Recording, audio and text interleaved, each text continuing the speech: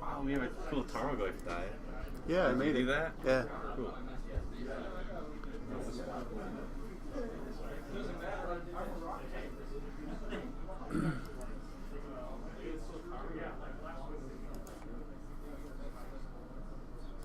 Stream looking all ready to go. Just kidding. Dylan put Windows 10 on it, so Yeah. it took forever for this thing to freaking update. I hate Windows 10. Yeah? Yeah. Just built a new computer and ended up putting Windows 10 on it. And I was like, it's been out for a while. I'm sure they fixed it. I mean, it's functional, but it's like overly user friendly to the point that it's like condescending and like babies you. Yeah. That's... Like, you don't have programs now. You have apps. Right. You're a smartphone Yeah. for your house. It's like that's a computer. That sounds like an adult. Like I was trying to reformat my hard drives, and you can't. It doesn't. Or you can, but it's like trying to hide that access. Oh. It's like, because you might mess it up on accident. It's like, no, I need to do this so that you acknowledge I have 2 hard drives. And you have to like manually search for it. You can't just go to the control panel from the start bar. It's 10.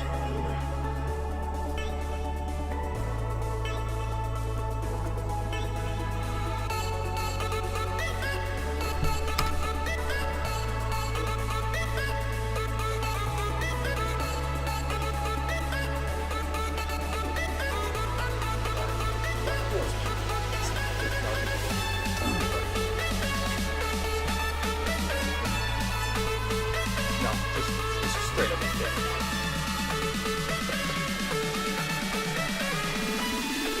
It might look like an hammer pool, but it's functionally like it gets no from straight to play.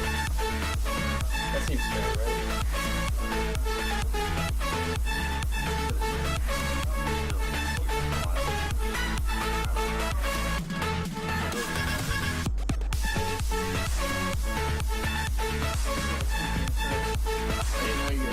I didn't know you were using the stream, right?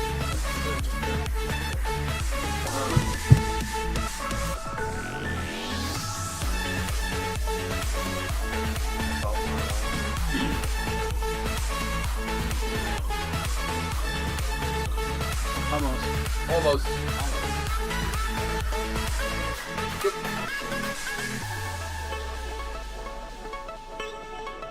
think my favorite show and tell story happened at the GP last year.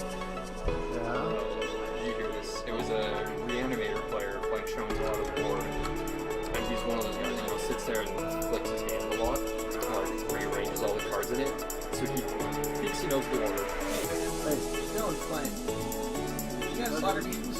Or a slaughter pack? No. That's gonna be fucked. Slaughter pack is important.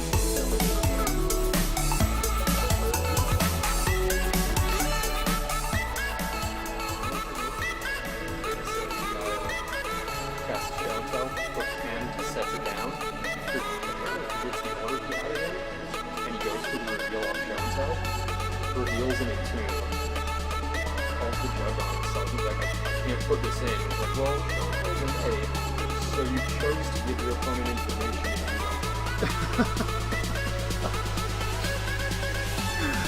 Alrighty. Fun. Okay, hello everybody.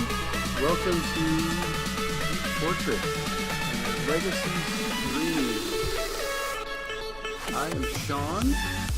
If you forgive me, TJ is not here tonight. He is up at the Vancouver. He's up in Vancouver, Canada, getting ready for the tournament that's going on up there this weekend. So it's going to be me and Dylan Falk. I will let him get in the chair. We'll make this.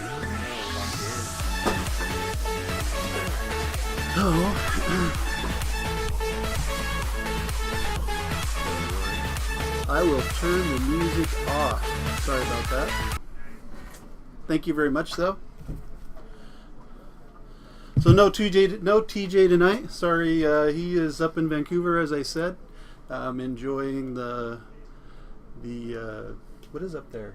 I think it's a GP. GP. Vancouver GP. It's like a sealed GP. GP I think there's a lot of people. Coleman, I think, went up there.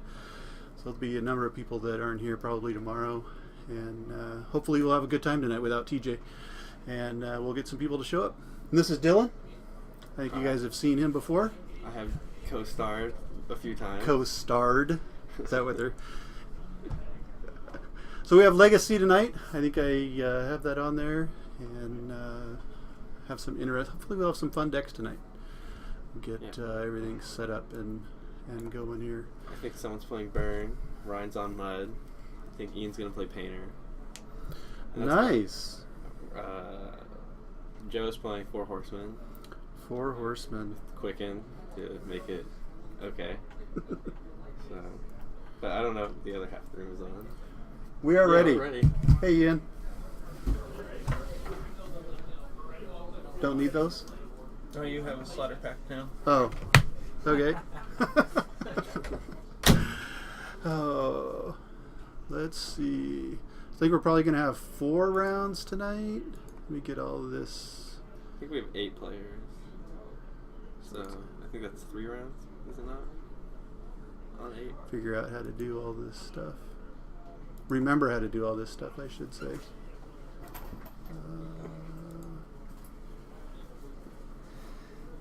Have to forgive me if I'm trying to do all of this and remember.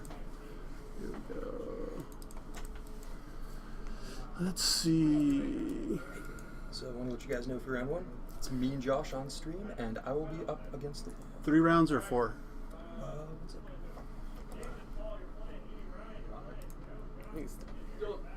How many rounds? So 3 rounds tonight. 3? Okay, cool. Good luck. There we go. Get the timer So of course, going. Joe's going to be on stream round 1.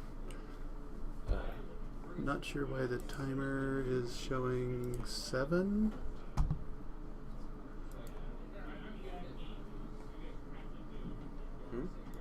The timer is not. Timer is not resetting. So who did he say was playing? Joe. He will be on against the wall, and he's fighting Josh. Josh. Do we know Josh's last name? We don't know Josh's last name. I can go figure it out. I know Joe is playing 4 Horsemen. I'll go ask who Josh is. And I will see if I can get everything set up. Sorry about this. Dylan updated the computer and it took forever for it to update, and just like getting everything on here late. So sorry about all of the mess ups. And Okay, so you'll be Josh. His last name is insane. Anyway, he's playing Storm.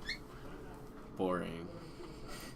he's the most playing boring deck in Legacy. Storm. No, it's exciting. Storm's a good deck. I respect it. So for some reason the timer is not resetting. That's weird.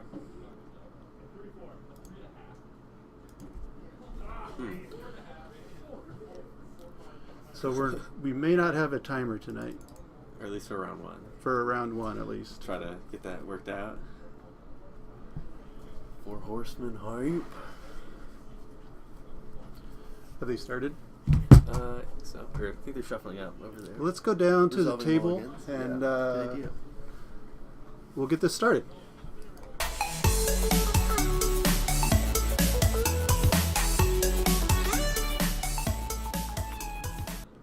Alrighty. Actually looks pretty good. Sweet. Oh, I think we have it inverted. We have them Yeah. wrong people. Yeah.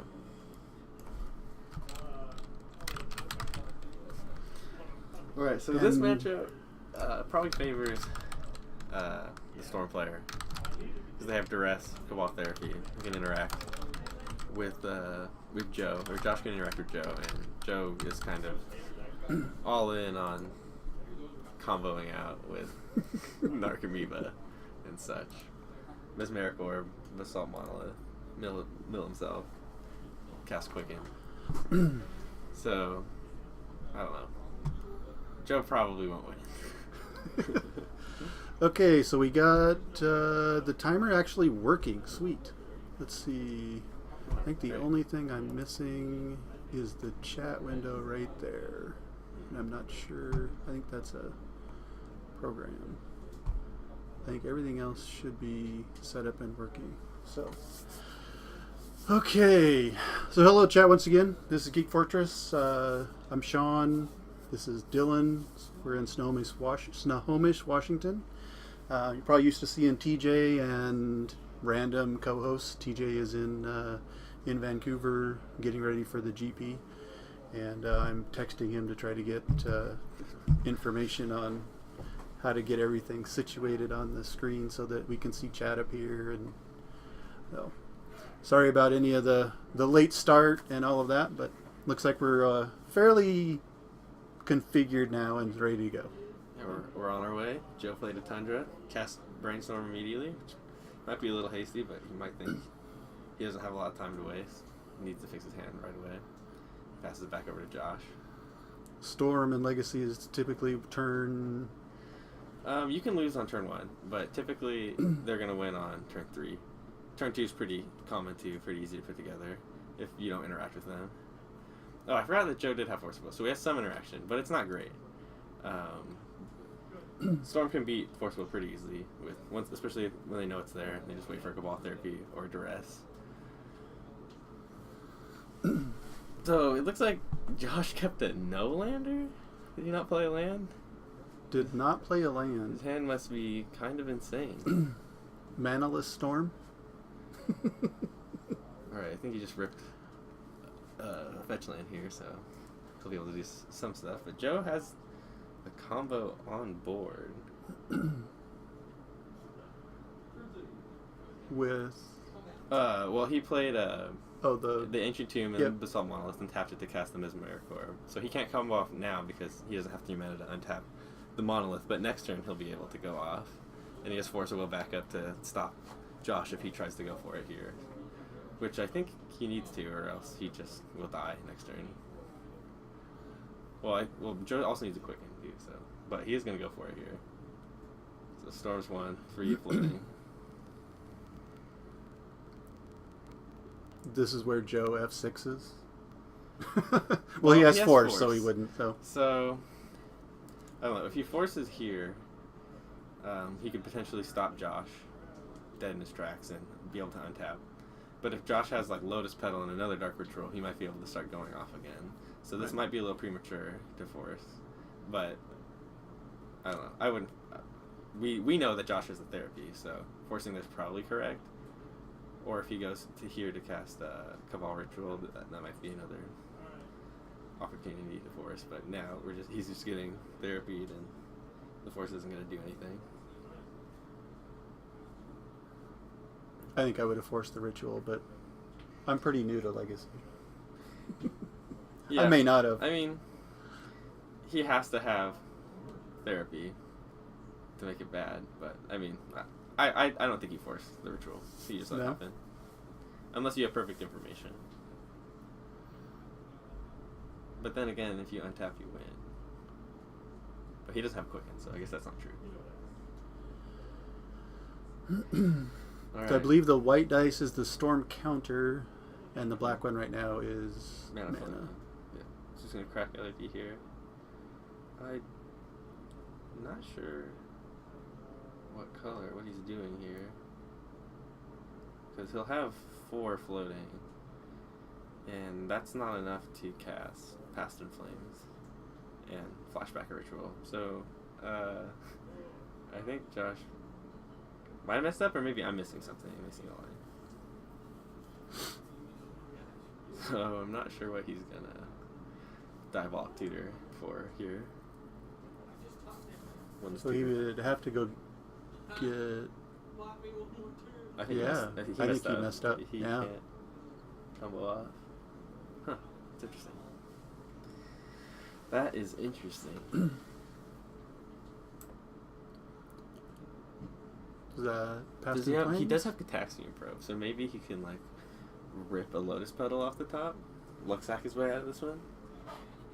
So, because he can cast the Passive Flames. I think this is his line.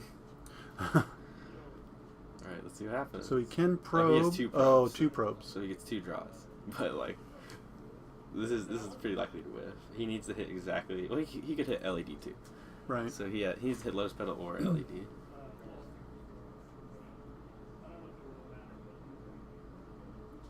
He couldn't cast Ad Nauseam because the Cabal Ritual didn't generate enough black because he didn't have Threshold. Burmud. I don't think those. Yep. He just There passes we it go. back. Jeez. Yeah, just tried to go for it a little too soon. Yeah, it's black, 3 colorless.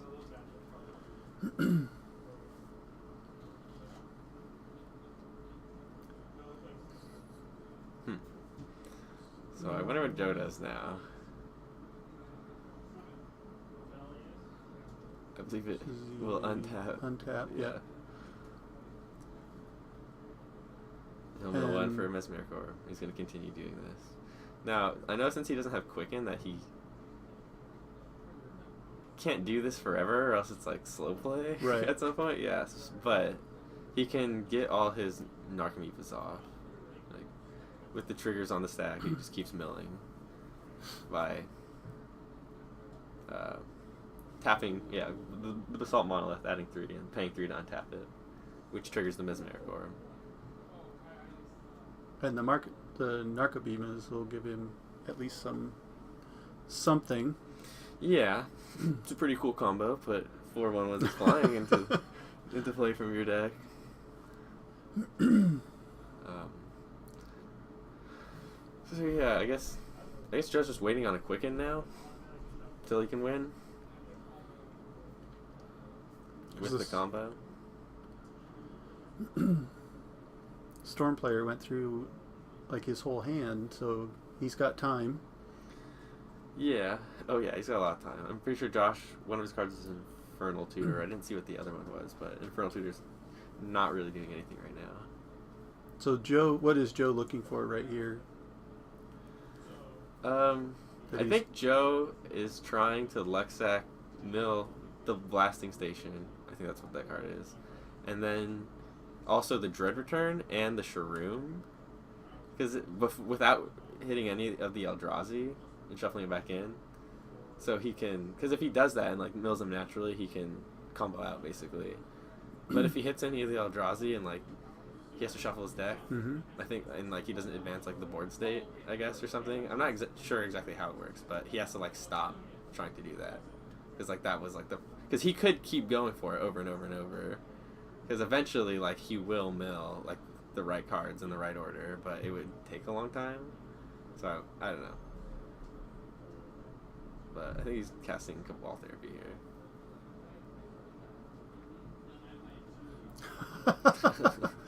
Hello, Dorotheus? Hopefully I said that correctly. May not have this for much longer. Might get rid of it. So I'll have to come up with a different nickname, but...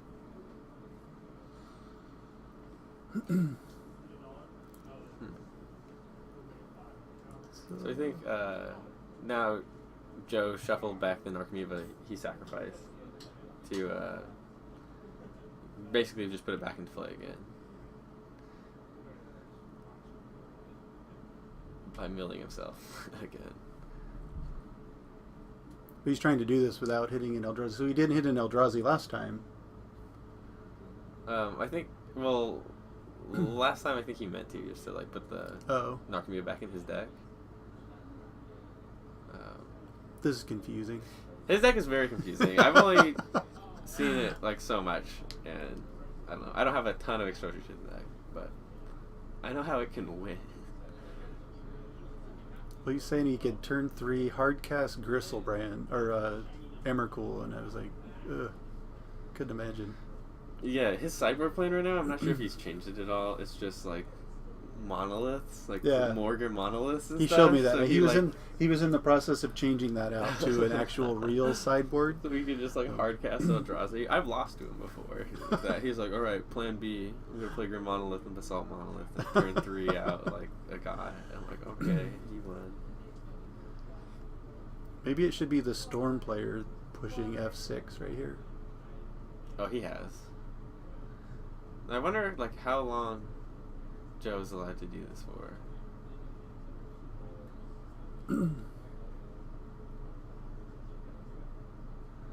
Okay, yeah. So he whiffed with his first Cabal Therapy. I think Joe basically now is just trying to. Oh, he found the other Cabal Therapy, so he can stop it. Well, the duress doesn't matter, I guess. So now I think Joe is trying to find another Eldrazi, which he did, so he can shuffle the Narcomoeba back into his deck, which he's doing. And yeah, now he's gonna mill himself again to put it back into play. And I think he might go for another Cabal Therapy to get the last duress out of the last card out of Josh's hand, but he might not care at all either. And he might have to pass it back over. I'm not sure. Yeah, he's done. Okay. So we're back on Josh now with Storm. He drew plus Saymire. He'll crack it. With a duress in hand. No, we haven't been updating like so long. Oh, that's right. That's like the hardest Yeah, thing. exactly. Heavy pancake. That's like the hardest thing I realized about when you're streaming. It's like you're trying to pay attention to the game, but then at the same time, life totals. It is so hard. Josh has really done a lot of damage to himself with Gitaxian Probe. Like 8? Cast 4 of them? Yeah. He's just gonna die to these Narcomoebas. They're just gonna swing in and kill him. He could swing with It's a 3 of them quick right clock. now, couldn't he? They all came into play last turn, so he can attack with all of them, all 4. But I think the one of them just came in. That was on his last turn. Oh, okay. He kept recycling them on Joe's turn. Joe's turn was really long. It's crazy that Josh kept a no-laner this game. So swing for 4. Puts him to 5. Streaming is hard. Streaming is hard. So now Joe's trying to mill those cards I was talking about earlier. And he has to stop. Because he found Emrakul. And he can't go for it again because he's not advancing the board state. Right. It's slow play. But he basically gets a shot every turn. I'm not sure it matters with the Narcomoebas right now. Yeah, he's just going to win So. with the beats. Which seems kind of odd for... His Miracle Orb triggers, the Yep. Narcomoeba untaps. Yeah, Joe's got this game. Pretty wrapped up.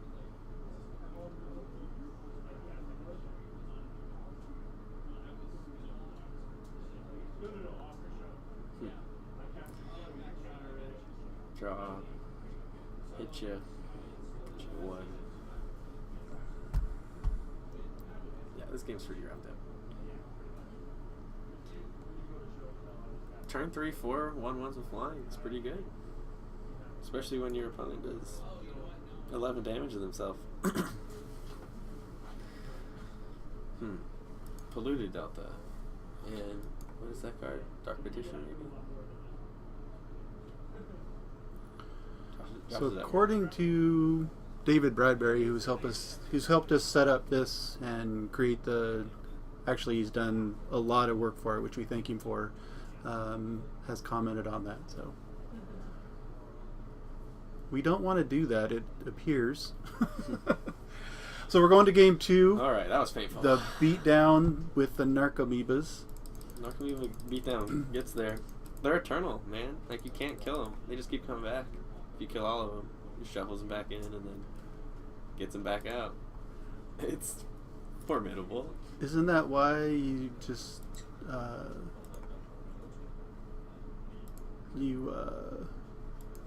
Swords to Plowshare? Yeah, Plowshare is pretty good.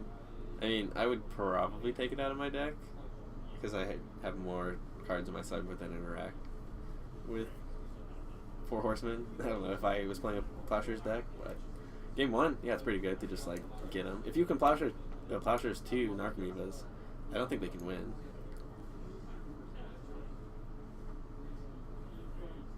Surgical Extraction is also a beating. Sorta. So where does the plug-it? Do I just paste it in the text message or in the message place, or where does that go?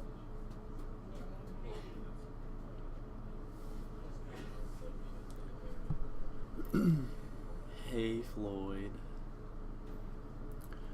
Hi, Floyd. Alright, so going into game 2, Storm, we thought had the advantage being down a game. What do they want to sideboard? he's going to want to bring in the Abrupt Decays that are more than likely in his sideboard because everyone playing Storm plays that. Maybe like the Chain of Vapors too, depending on how reactive he wants to be. He's also going first, so there's an argument to not like diluting the deck at all and just running it back, trying to combo out faster than your opponent, and maybe rely still on your discard spells that are in your deck. But I would probably bring in some of the Abrupt Decays. And I have no idea what Joe's sideboard is. So I saw some counter magic that he took out for the monoliths, which he might bring in because he is playing against Storm. yeah, more than likely. Do you see what card specifically he was playing? Maybe like an Envelop or something? I only saw, I think it was Spell Pierce. Okay. Yeah, he'll probably bring those in then if he has them in his sideboard. Yeah, it's better than Grim Monolith. Mm-hmm. Hardcastle Eldrazi.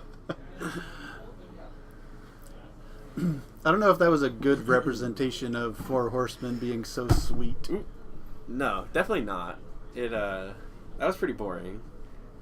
Narcomoeba Beats is pretty boring. But It's Joe like- just never drew a Quicken, so he wasn't able to do the Dread Return combo. It's like the Snapcaster beats in Modern. Yeah, that's pretty boring to die to. I also hate dying to Colonnade. It's pretty boring. To Colonnade? Yeah. Yeah, It's that's like- pretty boring. I like killing Yeah. people with it though. Yeah. That's why you're playing Supreme Verdicts now, right? Mm-hmm. You probably have Colonnades in your deck. Oh yeah, I do. Oh. Controller. Did you go to American Control? Yeah, that's what Yeah? I'm playing. With the one of Mystical Teachings and a Watery Grave to flash it back. Oh. So I can also go up to 4 on my EE. Mm-hmm. And I'm playing Academy Rune, so I can loop it. I'm playing a wacky deck. It's cool though. Alright, so So on to game 2. resolving mulligans. Once again, we're here in Snohomish, Washington for some Legacy. At Geek Fortress, Josh is going to start things off here, go down to 18. Pro Joe. Joe's got 3 lands, the Emrakul, the Grinding Station, Mesmeric Orb, and a Quicken. So this hand's alright, but it's pretty slow and vulnerable to discard duress. spells. So yeah, he's going to take the Mesmeric Orb. That's a pretty safe card to take, as it is one of the main combo pieces. Joe's going to play Reveal for the rest of the game. Do us a favor. You just say Island Go. Play around Wasteland and Stifle. Which are totally in the Storm deck. So he has Emrakul in hand. Does he have a way to put that back in, or does he have more than one? He only plays 1 Emrakul, but he plays more than 1 Eldrazi. And it doesn't have to be in the deck, because it's really only there to shuffle his graveyard back into his deck. Okay. He wants to... He's not even trying to like Dread Return Emrakul. He's trying to get Sharoom back so he can get the Grinding Station and then loop the Meebas and kill his opponent that way. So it's not great that it's in his hand. He'd rather be any other card, but it's not detrimental. I think Josh just has a bunch of rituals and nowhere to go. He does have the Passive Flames. And Josh also has another Cabal Therapy. So he's just tearing Joe's hand apart. I think I would take the Quicken.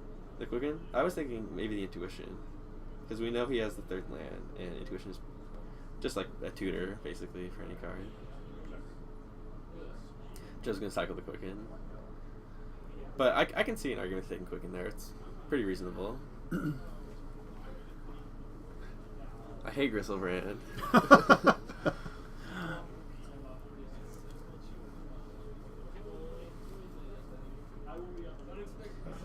Yeah, I agree, David.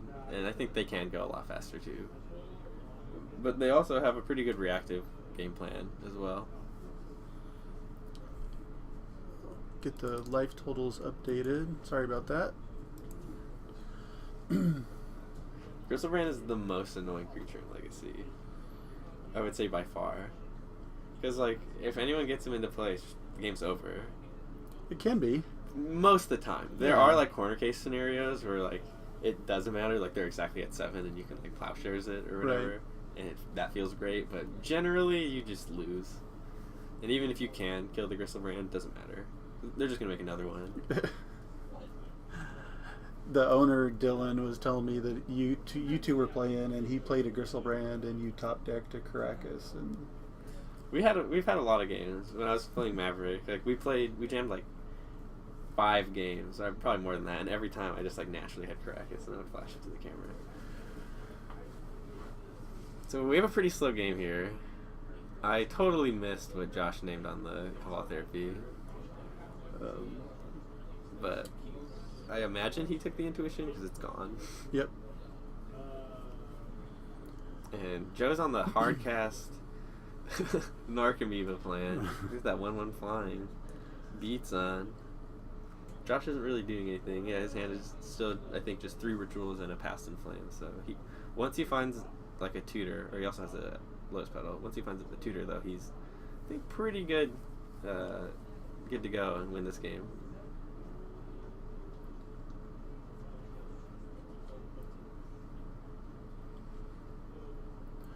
The Narco beats, yes. Yep. So Josh drew a Ponder for the turn. He's going to fetch an Underground Sea and take a look. See if he can't find an Infernal Tutor, or I'm not sure. He probably is playing Dark Petition. Everyone is playing 1 or 2 of those now. And we are running a proxy tournament, so he might even have a Grim Tutor, since that is a pretty expensive card. So he's got some licks. The benefits of having a few proxies. And I think he just found a Dark Petition. Dark Petition LED land. So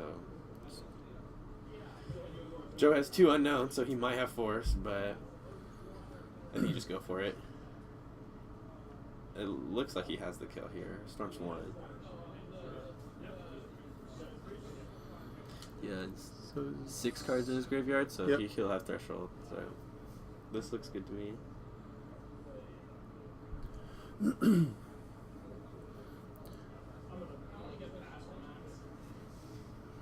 It's just adding counting up. the land to see if he has enough land. I think he's counting Storm and Oh. mana. See if you can get there. So Storm's 1. You can cast Dark Ritual. It's 2. Lotus Petal will be Lotus 3. Cabal Ritual is 4. Passive Flames is 5.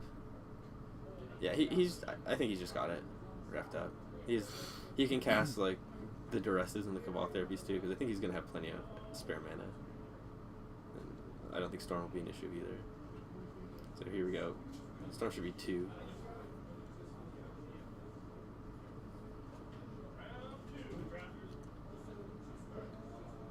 So He's gonna go down to 1 floating, get 5, up to 6. Storm is 3. Yep, fix that. Lotus Petal makes it 4. Yeah, I think Joe's just dead here. What does he petition for? He could like petition. Doesn't really matter. Probably another ritual. I would have probably cast Dark Petition first. Oh, I think Joe's got another Intuition. Oh, okay. That was a good draw from Joe. A good unknown. Josh thought he didn't have anything, and now Joe's going to Intuition for 3 Force of Wills. Cast it, pitching the Quicken in his hand, and not die. So, it's a good rip. This is a very good rip. I'm not sure what turn he drew that, but Intuition is such a cool card. I really like it.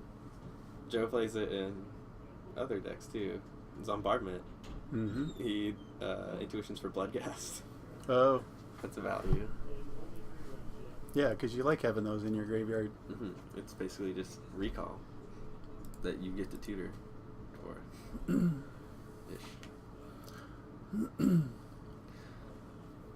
So he Cabal Therapied one, but then drew the other Intuition, which is why he's not dead now. Mm-hmm. Josh still has 3 black floating, so he can fetch twice to flashback the Fast and Flames, but that doesn't get him anywhere because he won't have any floating mana. He'll need another black to cast the Dark Ritual from his graveyard. So I think he's dead in his tracks here.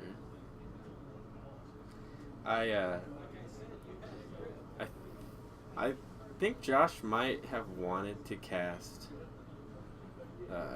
the Dark Petition in his hand first before he played the Past in Flames. I'm not sure about that though. But I mean, if Joe doesn't kill Josh here on the crackback, which I don't see happening, because Joe doesn't really have any of the combo in play, no cards in hand, I think Josh might be able to just flashback that Past in Flames and kill him. I haven't run the numbers yet, but his graveyard's pretty big.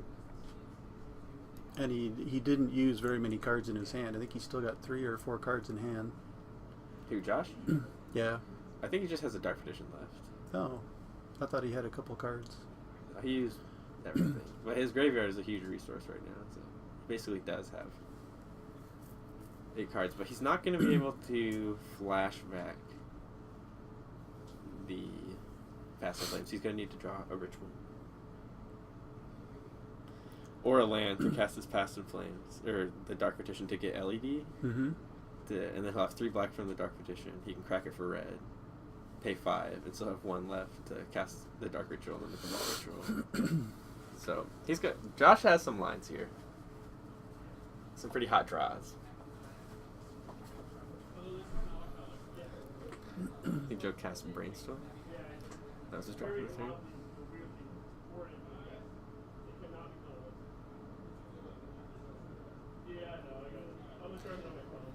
Yeah, but if he would have done that, then he would have his passive flames exiled because he would have to discard it to the LED. So maybe this line is a little better. It plays around Force of Will. He can just go for it again next turn. But it does give Joe like an opportunity to force the Dark Petition, which might be better for Josh. But I'm not sure. Alright, Joe is Hellbent and has a Basalt Monolith in play and an Archimeva. This might be the longest Storm game I've ever seen, to where the Storm player isn't just sitting there doing stuff. Mm-hmm. I've seen some really great. I've seen Storm players go to time before, so there have been some long ones. But this game has been pretty grindy, pretty long.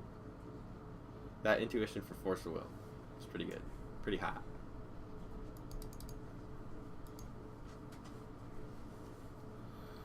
It's like Josh didn't draw any good action. Just gonna pass it back. He drew an LED. That would be nice to have last turn. Okay. Now Josh, top deck the land. He's gonna go for it. He's gonna fetch 3 times. Down to 11.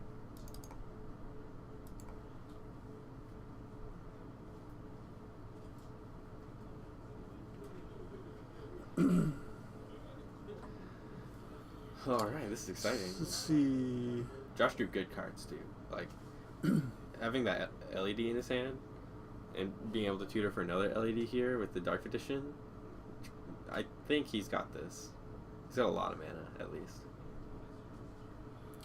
So need more bacon? What is the question exactly? If a Bant version of what would be better? I think he's trolling because obviously that's not a realistic card. Siege Rhino's not realistic? Not I know Legacy. a Bant version of Sea Trino that says draw 2 and discards 2, I guess, instead of the lightning. Oh, instead of the lightning effect? What? Oh. What are you asking? So you play a Siege Rhino type card that draws 2 cards and discards 2 cards? Oh man, Joe's gonna quicken for the spell fierce. He didn't get there. Alright, so Petitioner resolves. He's got 3 black floating. Josh should get another LED here. I would imagine, because it's just Black Lotus at this point.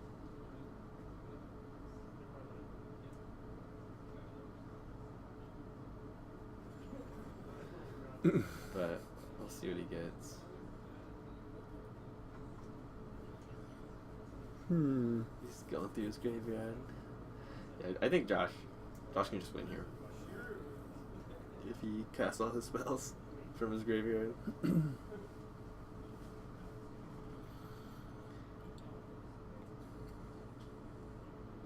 This is game 2, right? Yep.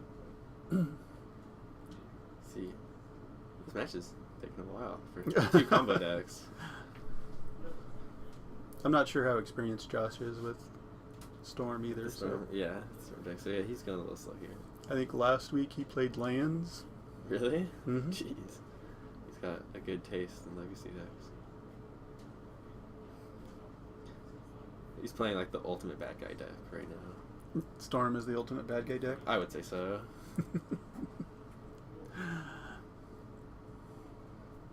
I didn't see what card he got there. Josh, get the LED, bro. I think he got a Cabal Ritual, which is alright. It's more or less the same thing. But I would just go that LED. But I guess maybe Cabal Ritual is actually better because he's going to have Passive Flames. That was a good line. It was a good line, Josh.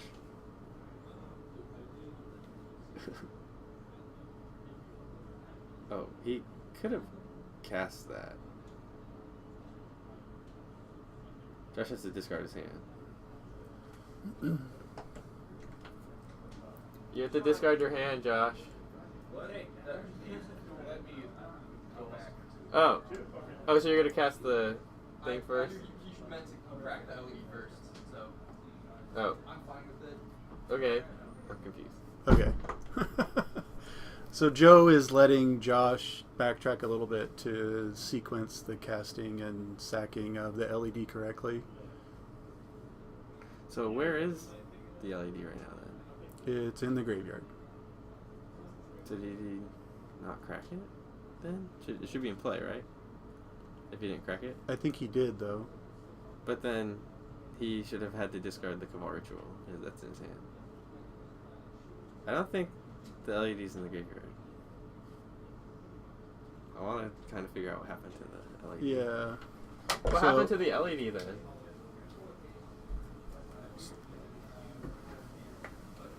So we're going to figure out what happened, because that doesn't seem like that was correctly done. So once again, thank you very much for joining us. Geek Fortress Legacy Night. TJ is not here, so we're covering for him. He's up in Vancouver for the GP this weekend, and right now we got Joe up a game with 4 Horsemen, playing against Josh with Storm, and just figuring out what. Okay, so he meant to crack LED while Petition was on the stack, and Joe let him backtrack to that point.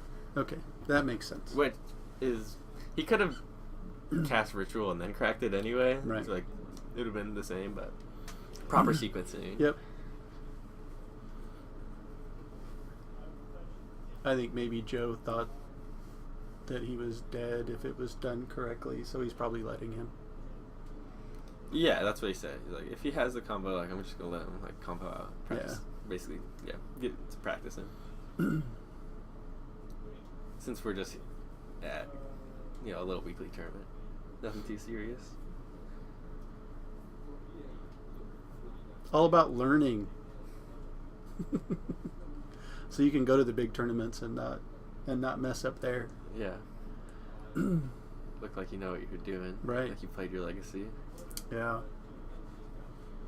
Like Wednesday, I didn't see in the finals I was playing against Boggles, and I didn't see an aura on the Dryad Arbor.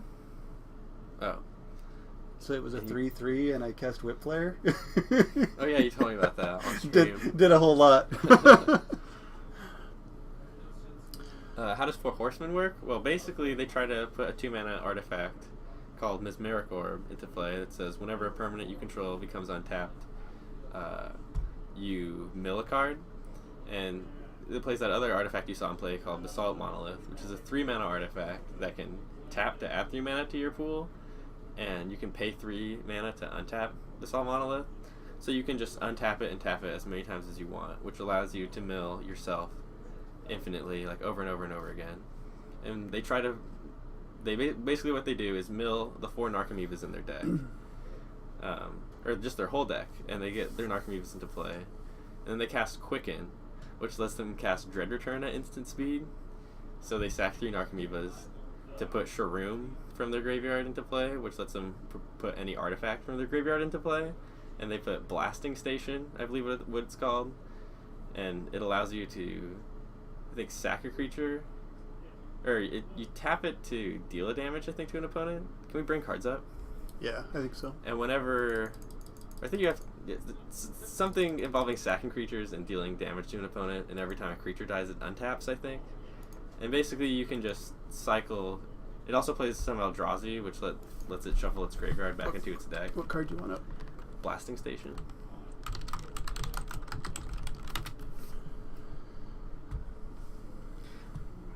So let's get this in the right spot. So there's Blasting Station. Yeah. Sacrifice a creature. It deals 1 damage to a creature player. And whenever a creature comes into play, you may untap it. So basically they can cycle their Narcomoebas infinitely over and over and over. And so it keeps untapping every time one comes into play. And you just keep throwing the Narcomoebas at them. So it's a little convoluted, and there are better Dread Return decks. But this one's really cool. And Joe likes playing it because you're not allowed to. But if you play Quicken in your deck, you are. Because it gets around the slow playing rules.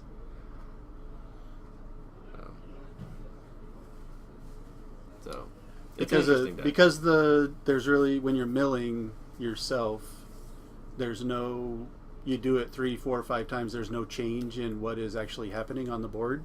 So a lot of the stores basically ban the deck from being played. Yeah, because you have to keep shuffling Eldrazi back into your deck, and nothing's going on, so it's slow play. But initially, when you're putting the Narcomoebas into play and sacrificing them for Cabal Therapy, putting them back into play, things are happening. So you can as we saw Joe, game 1, one of his turns went for a really long time. He was advancing board state, and after a certain point when he wasn't, he knew he had to stop, and he did. And passed back to Josh. And I think Joe is mulling to 5 here, so not synonymous with victory. His hand was Force, blue card, Mesmeric, or 2 other non-lands, I assume. Because if you had a land and Force of Will, blue card, Mesmeric, or I imagine you keep that hand. Mm-hmm. Especially on a multi-5. I think Joe's going to 4, and I don't foresee him winning this game with such low amount of resources, unfortunately. How do you spell that? MBS.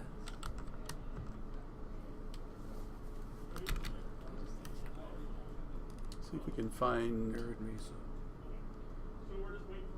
Mesmeric Orb.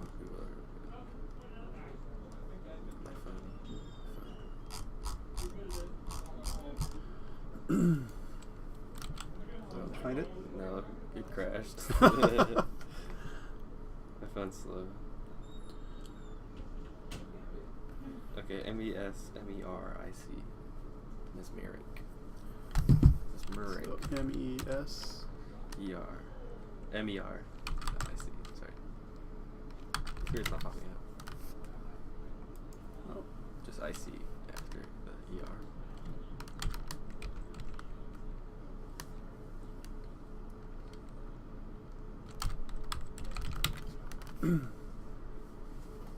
Yeah, someone just That's in weird. chat. Oh, there you go. Geek Fortress does not have an online store for selling singles. Dylan should get on that.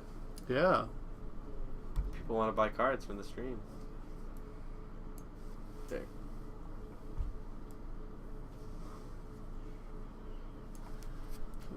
Alright, so we're on our way. We missed the first turn of the game, but nothing happened. I think Joe cast Brainstorm. on turn 2 and then crack to fetch. He has 2 cards in hand, I think. It's so sad. Josh just has so many cards. It's insane. His hand's pretty insane, dude.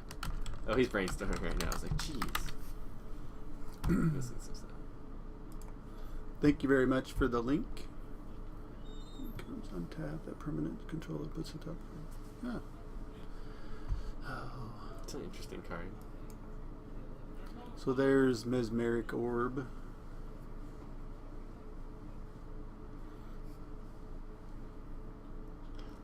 Makes I'll have the to whole ask. thing work. I'll have to ask Dylan if he's considered putting up an online store. I'm sure he has. But it hasn't been around too. Josh is going to Cabal Therapy. I have no idea what he's going to name here. I think, what, Josh has 1 or 2 cards in hand? He's 3. Oh. All lands. 2 lands. And a monolith. Yep. Online stores, I would think, would be so much work. Yeah, oh yeah, I'd imagine. I remember So that's hands talking free. to the owner of another shop. There was when land tax became unbanned in one of the formats. The price of it went from whatever it was up to like $50, and he had like 30 of them. And his friend called him and told him, "You better take those off your store." Oh, that's a good draw.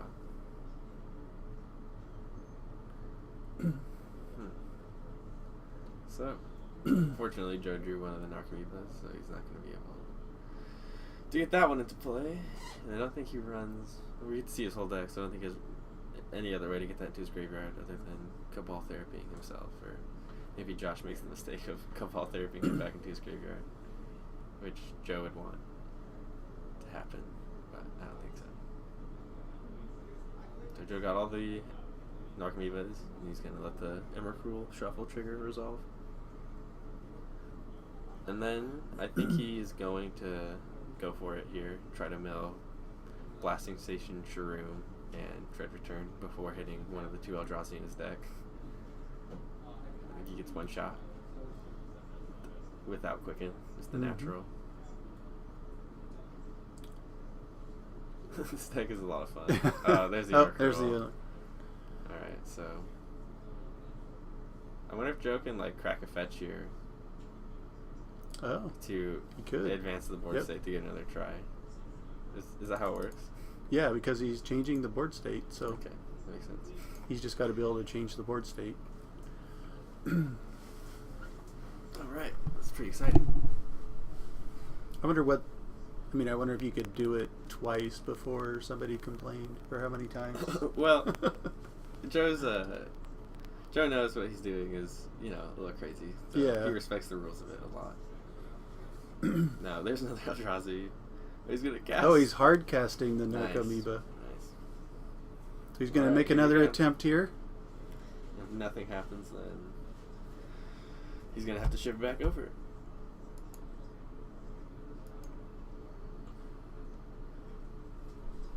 Come on. Oh, come on. That's so unlucky.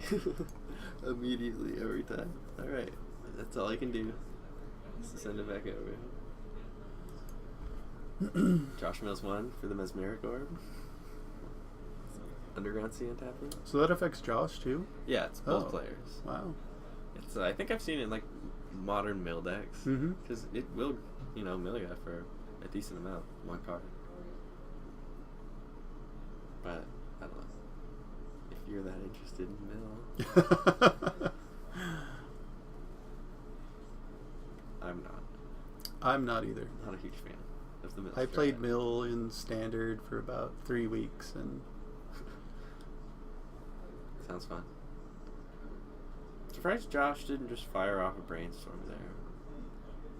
Because with a few good rips, the way his hand was looking, he might have been able to go off there. It'd be like riffs like a Dark Ritual or 2. So Joe's going for it again.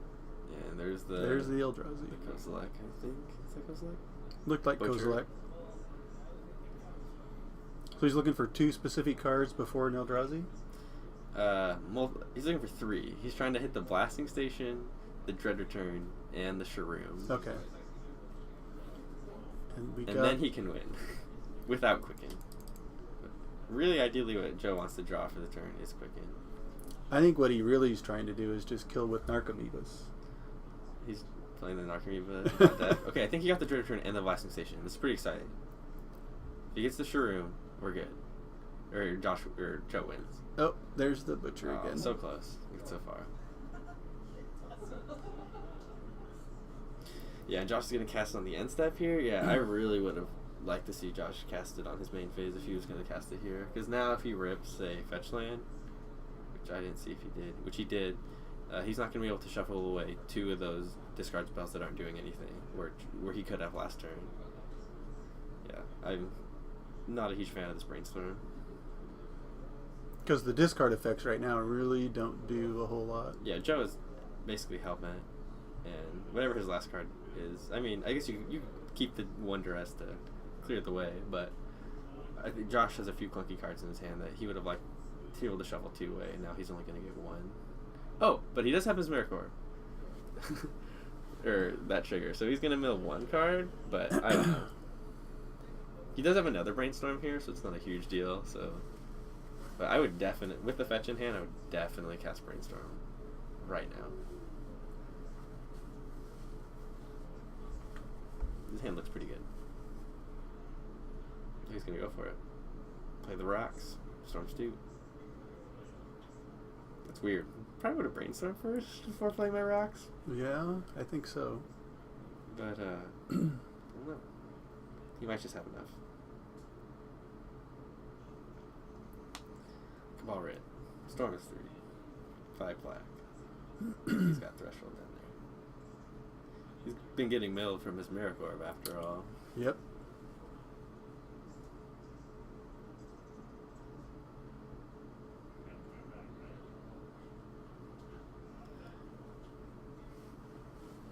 Shadow Titan because it's slow play after a certain point, because he's not advancing the board. So he gets 1 shot in his first main phase, and then another shot after combat. And other than that, if he can't change the board state, he only gets 1 more try. And if he doesn't get it, then he has to say go, because he's not like doing anything to advance the board state. But with Quicken, it doesn't matter if he mills an Eldrazi, because he can just mill his whole deck, cast Quicken, and then cast the Dread Return.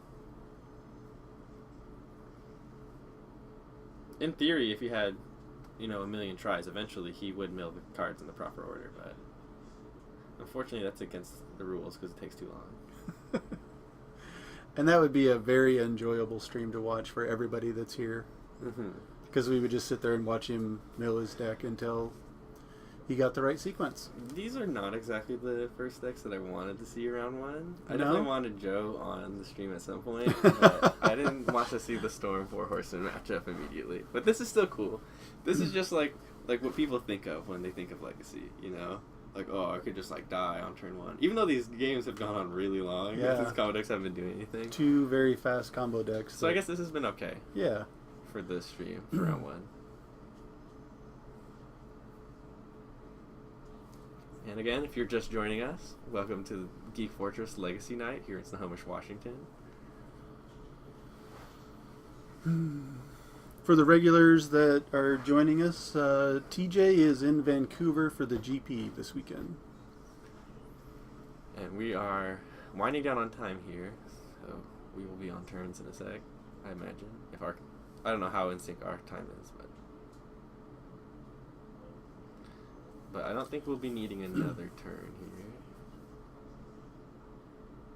I think Josh is fetching. Oh no, he's resolving.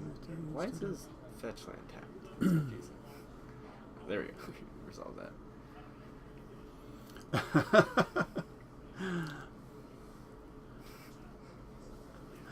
He'll be back. Yep. He'll be back Wednesday for Modern. Man, it is just so weird that Josh didn't cast Brainstorm before he started going off. Yeah. It's kind of, I don't know. You just get 3 free 3 looks. 3 free looks. So Shadow Titan, the opponent could say, do your thing, but Joe knows the deck well enough that it could take forever, and it could. I mean, we, and it would never happen. It would just take so long, and that's basically the deck is banned in a lot of stores because of that very thing. So Joe plays it a way that allows him to continue to play it in stores, and doesn't abuse the way the deck actually works.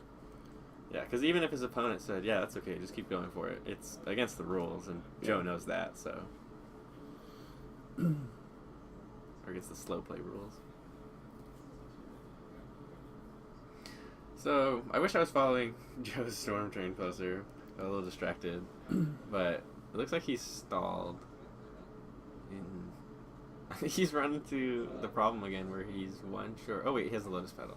So, he will be able to. But does he have a Dark Writ? Well, he's got a... I don't think he has it in hand. I think there's one in the graveyard. Well, that's what I'm asking. If there's a Dark Writ in the graveyard. I'm not entirely sure.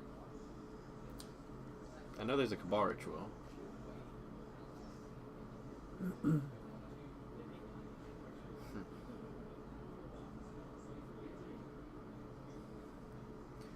Yeah, Joe has like Titan sleeves. Dark Steel guy. Josh's gonna crack So that. Tendrils? For 6? Because Storm Count should be... Well, 5. it doesn't cast itself, or Right. count itself for Storm. Like now Storm is 6, Right. but for it is so there will be 6 copies on the stack total. And it goes down to 6.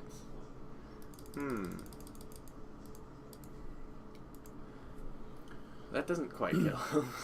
Josh showing a little inexperience with the deck. I think this might be his... I don't know if it's his first time playing it, but I think he's pretty new to Storm.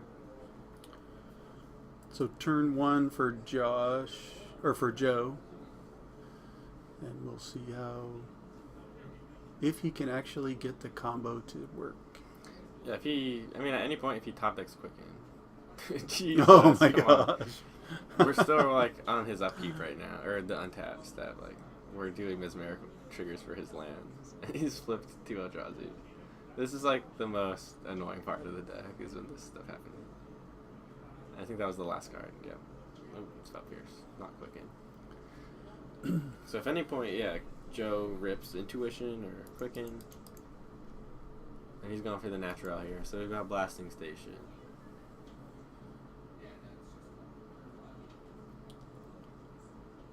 We've got nothing. Alright. Go ahead. Oh. So turn 2 back, turn 3 back to Joe. Quick turn for Storm there. Trago.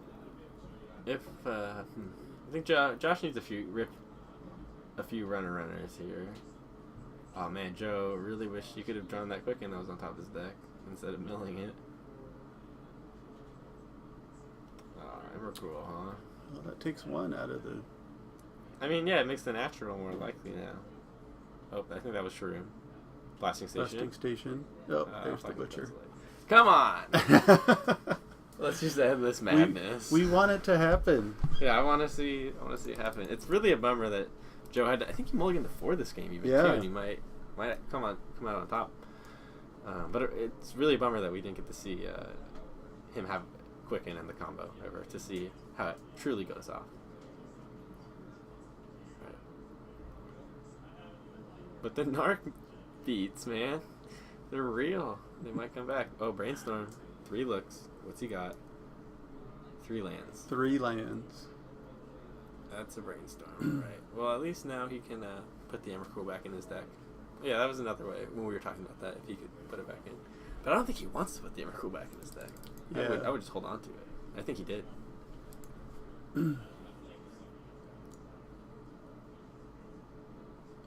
True. Blasting Station. Come on. So unlucky. He only had like maybe 15 cards left. Yeah, it was so. 50 there. And So we what's have a happening? draw. Yeah, we have a draw. Yeah, we're on turns. All right, that was exciting. Pretty exciting end right there. I'll go see what our next guys are on. Get that So match we'll going. move to round 2. And once again, thank you for joining us here at Geek Fortress in Snohomish, Washington for our Friday night of Legacy. What was missing? So what was missing now? Basically, he was missing as he milled. He needed to hit Blasting Station, Shroom, and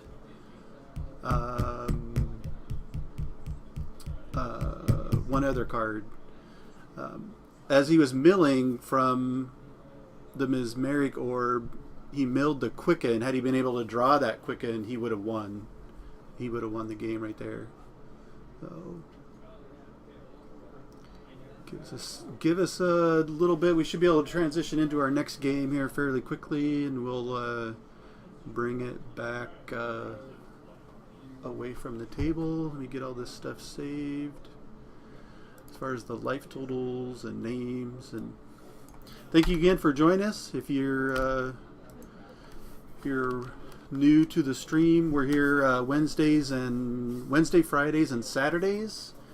Wednesdays is Modern, Saturday is Modern, and Friday is Legacy.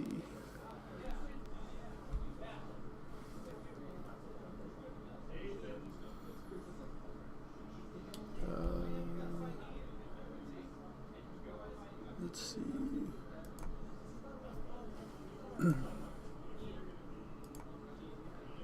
Okay.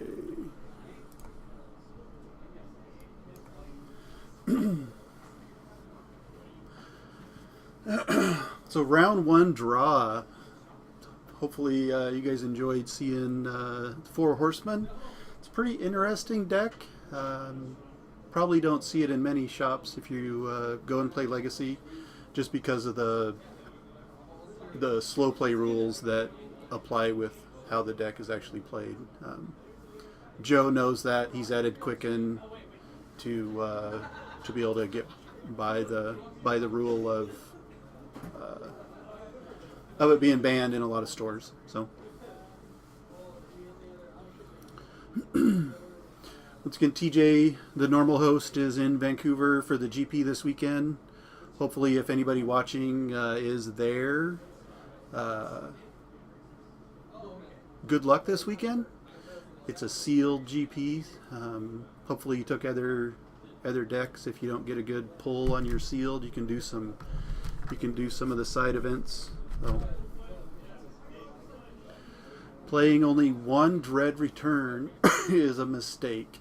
Yeah, I think I'd have to ask him, but I think that maybe he's got only 1 in there because of the Quickens. That would be my guess. Alright, so I got our next round going. We have Dylan on Reanimator fighting Nate on Grixis Delver. So we should have a cool matchup. Interactive stuff going on. The Delver player is gonna try to stop And Dylan. who's over there? Nate. You know Nate's last name? Clow. C-L-O-W. I think. If that's wrong, he can tell us later. Yep. So Dylan is the owner of the store. It's nice that on nights like this, when there is a draft going on as well. So if he has to get up and do some things, that's the reason. Hopefully that'll be limited, because I think there's somebody here that is, because Dylan's going to go up to the GP tomorrow as well. So I think the person that's going to be filling in for the store responsibility is also here. So hopefully Dylan won't be interrupted while he's playing. Dylan loves his Reanimator. Yeah, he's a big Reanimator buff. Yep. He played there was a SCG Open here a number of years ago, back when like Thragtusk and Angel of Serenity was in, and Dylan had that Reanimator style deck and did very good at that SG Open. Bruh, I would disagree, or maybe what I mean to say is I would agree if he was trying to do like the natural combo with the 4 Horsemen, but what ideally Joe is trying to do is have Quicken, and in that scenario he only wants 1 Dread Return in his deck because he only needs 1. So he's playing to, you know, how the deck is supposed to go rather than being sloppy, I guess. So I missed the die roll, but I think Joe or Dylan won. Yeah. I think Dylan rolled a natural 12. Nice. Cheater. Yeah. Well, he owns the source. Yeah. He used his own dice. And I bet they're waiting. He's gonna cast Careful Study on turn 1. I didn't see if he had a fatty discard here, but I sure think he does, has, yeah. or else he wouldn't be casting. Yeah. Dylan's played Reanimator enough to Yep. know not to just dig with that card. Put a Gristlebrand in the graveyard. So you go. Oh, what's Nate got over there? He's got Spellfierce and Delver. Or no, that's Stifle. He just played Delver on turn 1. Knowing what I'm playing against, I probably would have left Brainstorm up there to try to brainstorm into something. But I think, again, this might be Nate's first time playing blue deck. So, and he's not super familiar with Legacy, so he just didn't know, like, oh man, I might be facing down a Gristlebrand here, and I should leave a Brainstorm for Force of Will. I think when you see it in the graveyard, You should be a little weary of Yeah. what's going to happen. So, yeah, Nate revealed Ponder for yeah. Delver. He's going to cast it. That's interesting. Sleeves, the backside of him is the Delver. Yeah, so he just has to flip it over. Yeah, I like that. That's Ryan's deck, I think. That he's borrowing. But yeah, it's pretty funny. Save some time. Mm-hmm. Looks good. So Dylan will probably go drawing away. He doesn't even have to, really. Yeah, but who doesn't want to draw cards? Yeah, I mean, that's fine. That's why we play Magic, is to draw cards. He can just turn his 7/7 sideways 4 times. Nate can't beat this card. He can't beat Gristlebrand. This game, No, he this has game no is way to over. get Gristlebrand off the table. No, not game 1. Not even game 2. I mean, he might be able to submerge it, but again, if a Gristlebrand gets into play, it's generally over for you because they get to draw 7 cards. So, I don't think there's anything Nate can do, and I don't think he knows that. I'm actually surprised Dylan didn't draw. He doesn't need to. That's true, but still. And Nate has, he's just going to jump with the Delver. And Nate does have Stifle, and Dylan is playing against Stifle. But now that... So he gained the life, but then he's drawing. So yeah, so he's back in play. Yep. And Nate should have stifled that. It's irrelevant, though. It's just irrelevant. Maybe he's playing just to see what else is in his deck. That Yeah. I'm not sure it matters. You just got to deal with... If you can't deal with Gristlebrand, you have to figure out in your sideboard plan how you're going to keep Gristlebrand off the table. Mm-hmm. This is regular Reanimator. Yeah. He's just trying to make dudes and win the game with them. Which I guess Tin Pins tries to do as well, but it wins the game with tendrils.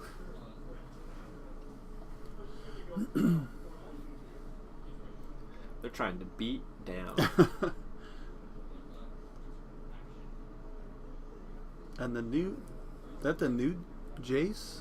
Well, I guess that does help Rinse put cards in Magic. your graveyard. Yeah, it's actually pretty good in the Reanimator deck. I would say it's the best legacy deck for it to be in. Yeah. Because it puts guys in the graveyard and it flashes back Entombs and Exhumes. It's pretty good. It is no joke. I'm always a fan, like, I've been playing Delver the last couple weeks, and I'm always a fan. I've had to fight this deck a few times, and I like when they draw at game 1, because I always have the Bolt. I'm just like, get it. And it feels good to trade Bolt for a card against Reanimator. So you've been playing what version of Delver? I'm playing Rug Delver. Oh. I really like Rug. Mm-hmm. I think it's very good. How do you deal with the Gristlebrand? I don't let it hit the table. And then I hope they get greedy, and maybe I can stifle a Gristlebrand activation and get him with a Bolt. Burn him for 10. hope they don't have Exhume and have to reanimate kind of thing. You just don't want it to happen. Generally, there's no beating Gristlebrand with the Delver deck. Needs brainstorming. It's still brainstorming. What's going on? I think he put 3 cards back, and he's Oh, making okay. sure that they're. I Yeah. see. Okay. Yeah, you should just scoop him up. Scoop him up and go to game 2. Because he's going to be able to flashback. Well, I guess he can Probably. counter any other spell, but it just doesn't matter. Yeah. Nate needs to fetch. It's not a duel. Nate's pretty new to Legacy, so. I've been playing a little slow. This is the experience. That's okay. Gotta start somewhere. Legacy is the best format, though. What do you feel? What's your favorite format right now? I think I haven't played. I mean, I played the last Legacy tournament, and then this week I played Modern. I think the mix-up in Modern might make it a little more competitive, but I like Legacy. Mm-hmm. So, and I'm Me too. actually fairly new to Legacy, but it's enjoyable playing. Dying like this, technically, Nate turn 2, turn 3 probably could have scooped and gone to the next game, but Mm-hmm. that's a little hard to stomach sometimes. Yeah. EDH forever. Or 5 ever. 5 ever. Modern for life. I think I've come to the conclusion that Modern is very enjoyable, but it's very dependent on just who sideboards better. So you could lose game 1 if you sideboard better than your opponent and see your sideboard cards, you're going to win. I think in certain matchups in Legacy, I would say that is the truth as well. But it really depends. Like, against Reanimator Rest in Peace is like a huge blowout. But against, you might see your Zealous Persecution and kill a Pyromancer and all its tokens. Right. That's a sideboard card, but it's not a huge blowout. But it was really good. So, but yeah, I think I agree with you as well. Yeah. I also you have more control over the game in Legacy, I feel, than you do in Modern. I think Modern is also a little more forgiving, to where you could one mistake in a Legacy game and you're going to lose. Yeah, the little mistakes can add up more in this format, I think, than Modern. Nate just taking a while here. He's just so dead. Sounds like, alright, untap. He's fighting a really big uphill battle, because he can attack for 5, but Gristlebrand gains 7, and then all the cards that it gains. Nate checking out that sweet Polluted Delta in Dylan's deck. The Expedition. Yeah. Dylan's gonna try to cast Exhume from his graveyard with Jace. Rinse Prodigy flip into, what's he called? Jace. Blue guy? Blue Yeah. Master? Let's take a look. Something Unbound, maybe? Is it Vin's Prodigy? Bryn. With a V. A V. Oh. Telepath Unbound. I think it's VYRN.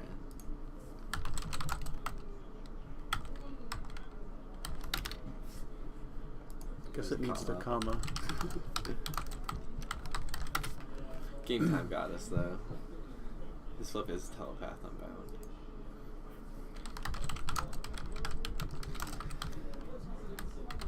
So, did is he still on this deck? Or did deck account?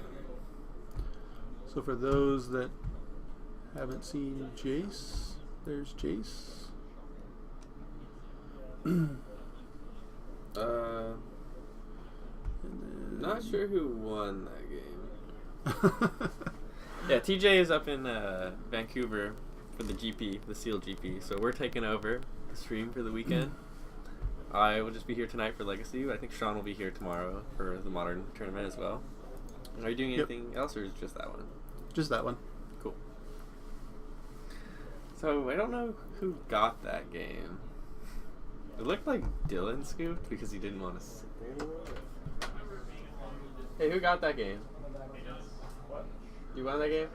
Okay.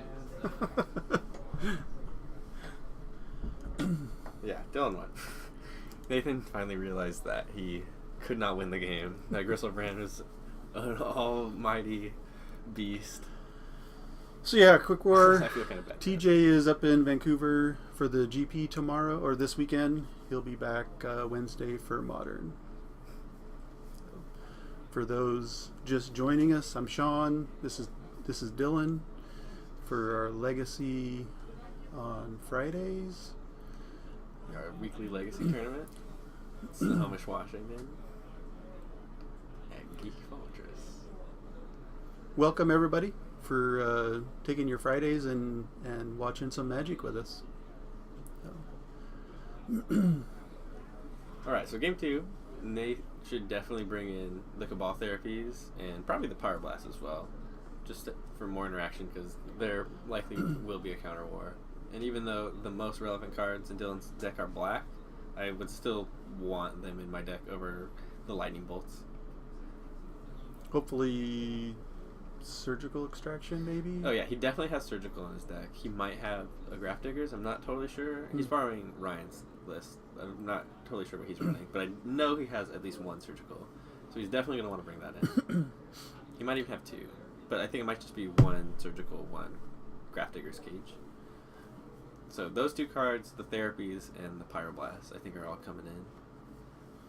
Prince Kermit, you're welcome. Thanks for joining us.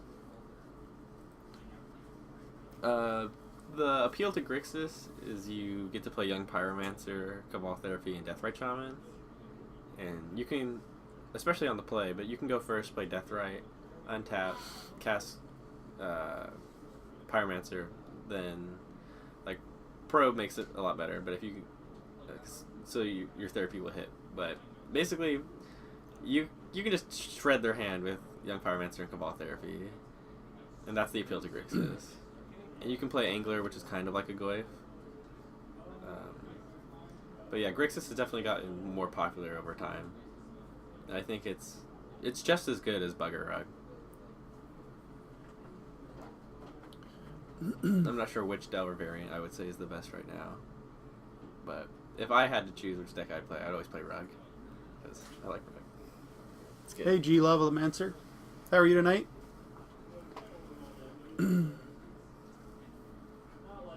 Yeah, more or less, and blue for Brainstorm and Ponder, obviously. Force. Yeah, the counter magic. Yep. Daze. Stifle. Auto include. Yeah, he's running Stifles. I don't think he's running any Spell Pierces, though, which the Delver deck doesn't play. I think they just play Probe in that slot. So what do you like about Rug over the other ones? I really like Nimble Mongoose and Tarmogoyf. I think those creatures are really good. And I'm also playing 4 Spell Pierces in my deck, which the Grixis Delver list does not do. I don't know, I just think Rug is the better resource denial deck. And it also gets to play Spell Pierce, which I really like playing in Legacy. I think that card's very good. Does the Grixis version play Wasteland still? Oh yeah, definitely. Yeah, 4 Waste. 4 Stifle. I mean, you can get away with 3 or even no Stifles, but I think the normal Grixis lists now are 4 Stifle, 4 Waste. They're on that plan. Yeah, Nimble Mongoose is awesome.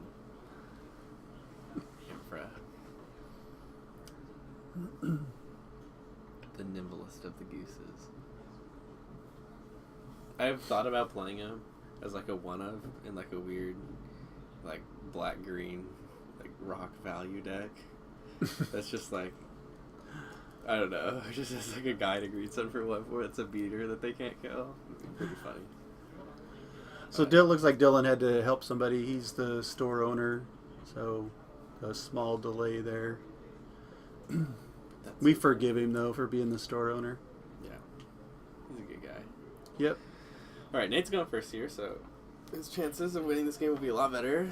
Especially, you know, it'll be allotted an opportunity to have some counter magic up. Maybe this time. I think he's got a Force Will in hand, so looks like a good couple hand. blue cards. Yeah, he's got Stifle, Deathrite Shaman, Gitaxian Probe, Delver, Polluted Delta, Force of Will, and another card. So this looks like a keep to me.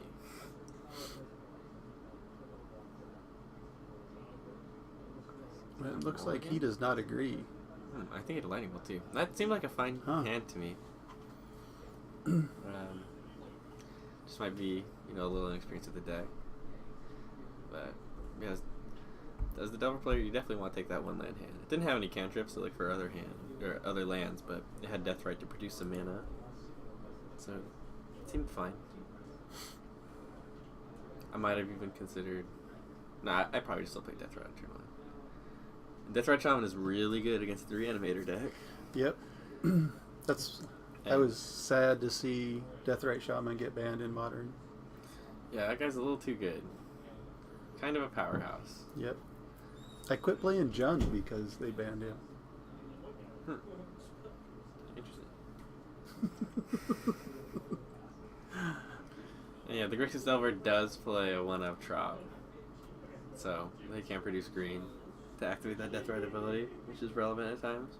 And I think they might play, depending on who you are, you might play 1 or 2 or 3 Abrupt Decays in your sideboard to deal with miracles.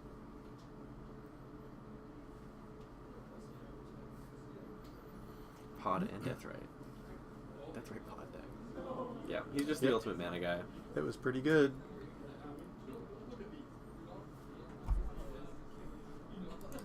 We're gonna probe Dylan here.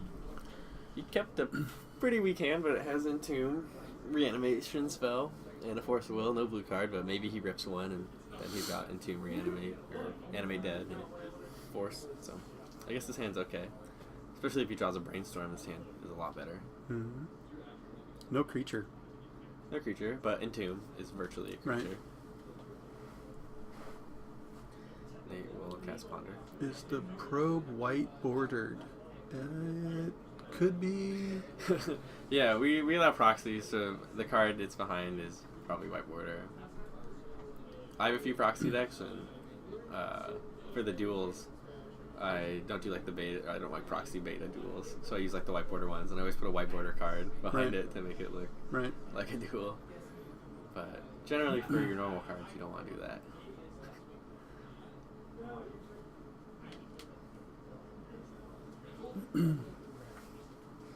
Yeah, it looks a little goofy. White border attacks your probe.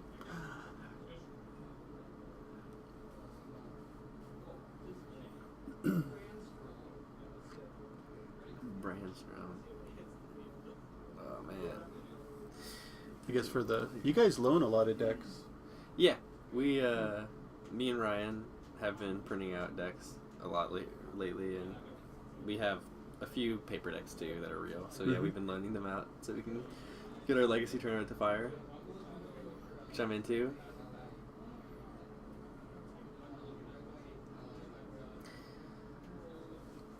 Nate's gonna cast a Delver sequence here.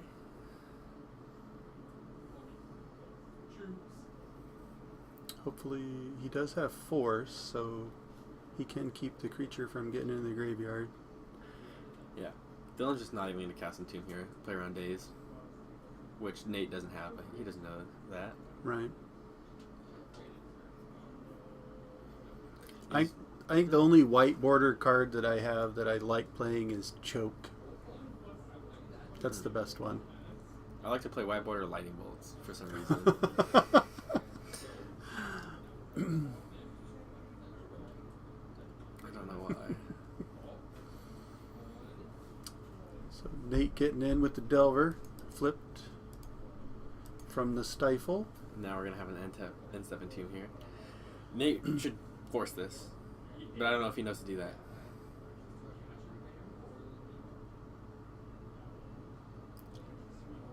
Oh, is he gonna try to stifle? He can't stifle that card. Oh, dropped it. Yeah, Nate's gonna force. Okay. Yeah. So Force, pitching, Stifle? Yeah. Oh, Dylan drew a blue card. That's good. Oh, Stifle's exiled. The Stifle's exiled.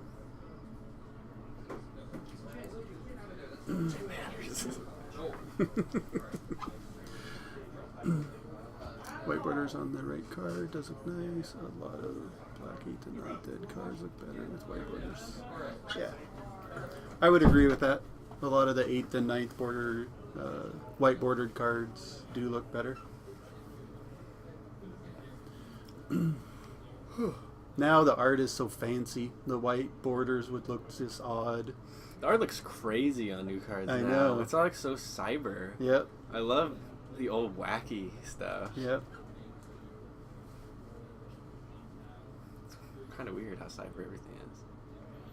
Dylan is playing out his duels here instead of his fetches to play around the stifles that he thinks Nate has in his hand.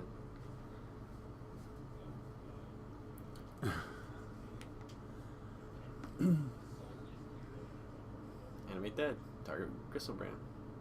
Yep, that's fine. I've got a 6/7 with other relevant abilities. Yep. And I think this game is over. Unless Nate brought in Abrupt Decay to kill Animate Dead. Animate Dead. I think.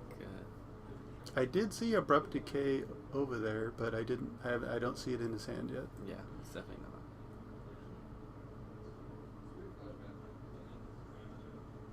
He's gonna fetch down to 15. He's gonna fetch twice. Shadow of Doubt. Get him. He does have a cage there. Have you ever done that to somebody? Shadow of Doubt them? Yeah. I have once. I played it as one of my deck. You almost feel dirty after you do it. It's awesome. Well, I mean, I've stifled people before too, but it's extra better because you get to draw a card. Right. Or extra, more of a beating, I guess. I've also... Especially when they do, like, both of them. If they're doing two. Yeah, like they're not experienced and they're just like, oh, I'm just going to crack them all. And you're like, so you're putting these on the stack all at once? Yeah. I just have to bring that up. Like, I play Counterflex a lot, and I've overloaded it once because someone just like put multiple lightning bolts on the stack. Shadow of a Doubt. I think just Shadow of Doubt. Doubt.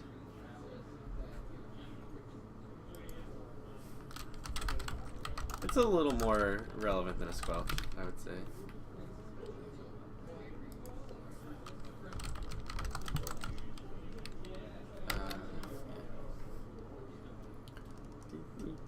Pull that one up. There we go. Because it's such a fun card. It gets like Summoner's Pact and some other stuff. Mm-hmm. A little better than Squelch. Maybe a little worse in some circumstances. But it's a cool card. It's a black cantrip. / blue. That was in Modern, obviously. Yep. You can't play this card in Legacy. Vortex is relevant, but it's not going to resolve.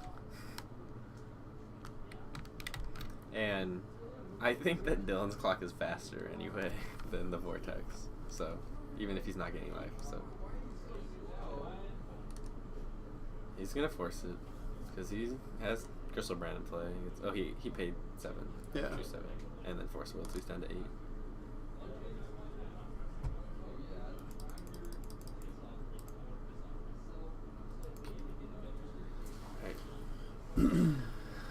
Now Dylan has multiple Izzet Charms in hand and a Misdirection. He can stop Abrupt Decay now, misdirected to Delver if Nate doesn't chump here, which he did. And Dylan goes back up to 6. Gain 6.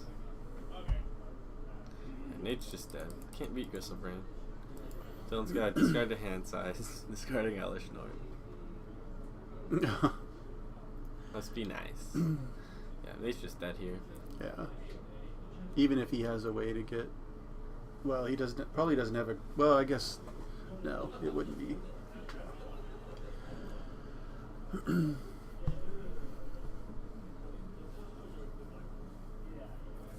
He block with Delpher again? Yeah, immediately. Probably a little loose. Man, I think Nate really should have kept that 7. Yep, I think fetched that a was Trop significantly better. With his fetch land, yeah. He had Death Right, Green Source, and Force Will. It's a pretty good hand.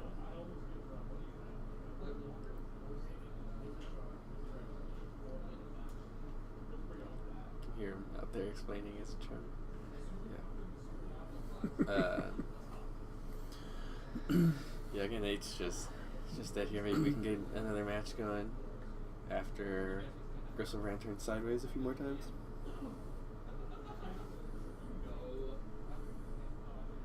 Yeah, quick RAR. I also sometimes like to play white border basics for that reason. So like all my fetchable lands are the same like border type, and like they're the only white border cards in my deck, so they're easy to find. Maybe at 9. Oh. And they're also cheaper, the white border duels. So there's that. Yeah, we're just going through the motions here.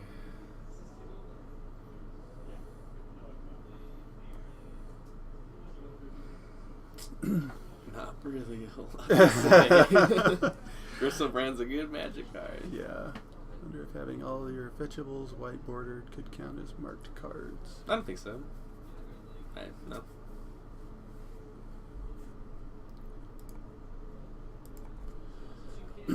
Maybe. Depends on who's the head judge. Yeah. But as long as they're not like warped or something, I really don't see what would be the problem. It's like last week or a couple weeks ago somebody made the comment about like if you only had one foil or 2 foils in your deck, if you could consider those marked. Yeah. Like in my Omni deck, I have both my Gristlebrians or both my Emrakuls are the promos, and those are the only technically foils in the deck. Yeah. In my Legacy deck right now, I'm playing 2 foils as well. I'm playing a Council's Judgment and a Lingering Souls. And I thought the same thing as well. Whether this could count, but it seems fine. I mean, I never know if it's on top of my deck or not. I don't either.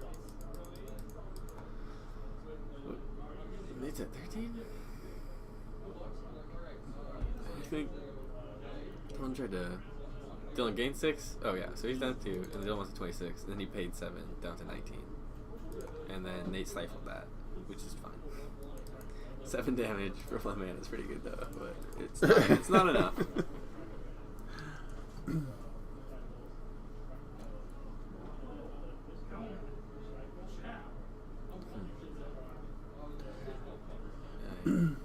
Oh wow, sick play. Dylan's gonna fetch and then misdirect the stifle to the fetch, so he gets to draw his cards. That's a sick play. So Snohomish Pass, yes, that is near us.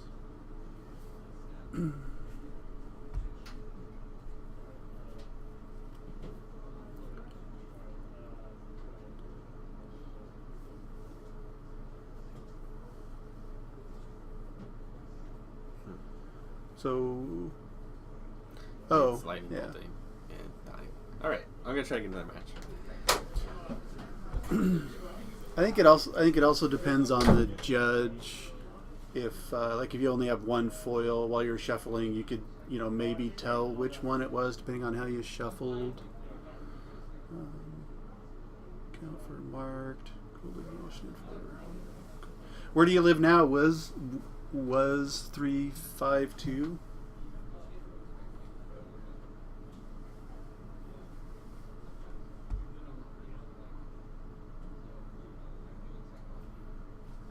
Yeah.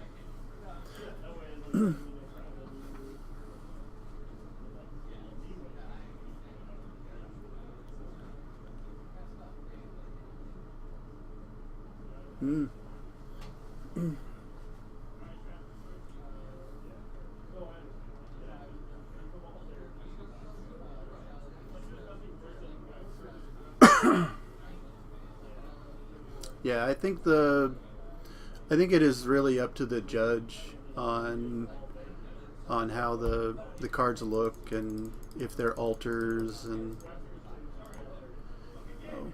some judges may not care if it still feels the same when you're shuffling or moving the deck around. I'm sure that the player may not care, but the judge may not like it.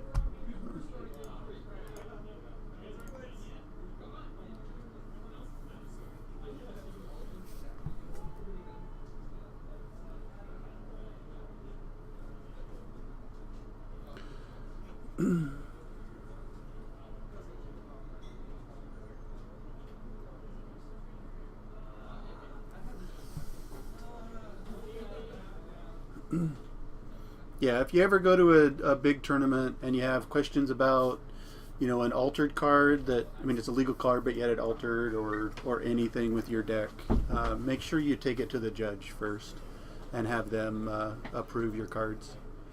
So we have one more match going on right now, and they're in game 3, and you're almost done. So. Okay. So, the end of, it's like 15 minutes left in the round.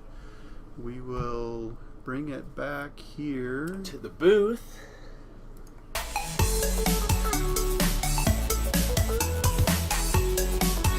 to the broom closet, which somebody took our broom. Did you see Garuk was holding the broom? Was he? Yeah. That's pretty funny. It was awesome. In the broom Oh. closet. Oh, we gotta get our basic mountain up. Rep. Oh. For TJ. Yeah. TJ and his basic mountain. For those that don't know, TJ is a Burn player. He loves playing Burn in Modern. I think he also has Legacy Burn. He does. But he doesn't make it out ever. as He much as doesn't. want I him know. I know. And now he's streaming, so he probably won't. to. Yeah, I think bar decks too. So. So yep. So we'll get round 3 started here shortly. I'm not sure of who's doing what out there, but we'll get. Joe's fighting Mud. 4 Horsemen fighting Mud. He sideboarded in the Wake Thrashers Oh, with Yeah. the Assault Monolith, makes them massive. And when I left, he had top deck Disenchant for the staff of domination that Ryan had, which was locking down his 2 Wake Thrashers. So I think he was going to win that game. So it might already be over. It's a sweet mountain. I like this mountain as well. there we go. Be like we're playing. Oh yeah. So Aaron is actually playing my Omnitel deck tonight. Is he? Yeah. The Ancestral With Memories? Ancestral Memories, yes. That's cool. Yes. That card's pretty cool. Yeah. I think, I'm totally on board with it because I've thought about it for a little while, and I think it's just better than Enter the Infinite, like in the deck. Hmm. You can cast it, Yeah. and yeah, like it does something. Yeah. Even if you could cast Enter the Infinite, what are you doing after that? Right. Like you probably lose. I think I might. It has 2 volcanic islands in it, and I've thought about taking one of them out for another. When Ian gets back from Subway, he's going on there against Paul. Yeah. Okay. Cool. We want to get him on here For another, like a City of Traders or. How many soul lands are you playing? 2. 2. Okay. Yeah. So I might go up to 3 just because You it can- does give you that chance of casting that card. A little faster. Yeah. I really think you only want 2 in your deck. Maybe. Because the old iterations of Omnitel were playing, I think they had 5 or 4, when it was first Right. becoming popular. Yeah, it had 3 of the 2 City of Traders and 3 of the other one. But I think what we found out through the dig through time meta was in Omni you just want a bunch of islands, slow Yeah. islands. Yep. And I think 2 soul lands is plenty. You just want islands. Can't get wasted. Right. I very seldom fetch for a volcanic. And I've seen a lot of hands where it's just man, if I had 1 blue source in here instead of double soul land, I could win the game pretty easily. This hand's crazy. Yeah. But you definitely want soul lands in your deck. I think just 2 ancient tombs, or maybe 1 and 1. I don't know if city's better than tomb, but I think tomb is reasonably better. The loss of a land if you play another land is It's a big deal. yeah. So. Are you playing Blood Moon in your sideboard at all? Huh. Nope. Okay. I'm trying to think. I don't think that's too common for Omni, but Uh-uh. if you have 2 Valks in your deck, you can consider doing it. Yeah. Are you playing Pyroblast in your sideboard? Yes. Have Pyroblast in the sideboard. No, I had Young Pyromancer, but I took those out for the White Enchantment, so I can't. Leyline the same thing? Yeah. Yeah. Yep. That card's pretty good. Yeah. This card is pretty good against Omnitail. Yeah, So- it's brutal. It kills me. Because you like have the cards you need, and all of a sudden you Duress don't have you. them. Yeah. It's heartbreaking. Oh. Pretty good. Thought season to chalk. Yeah. Oh. So we got Ian. I think he went to Subway. He'll be back soon, and then we'll get a round 3 match going. So Ian and Paul, right? Yeah, What's Ian's last name? Hathaway. There we go. And Paul. We'll get. Are you ready? Yeah. P-A-Y-E-T-T-E. Okay, so we have it up here. Do you know what Ian's playing tonight?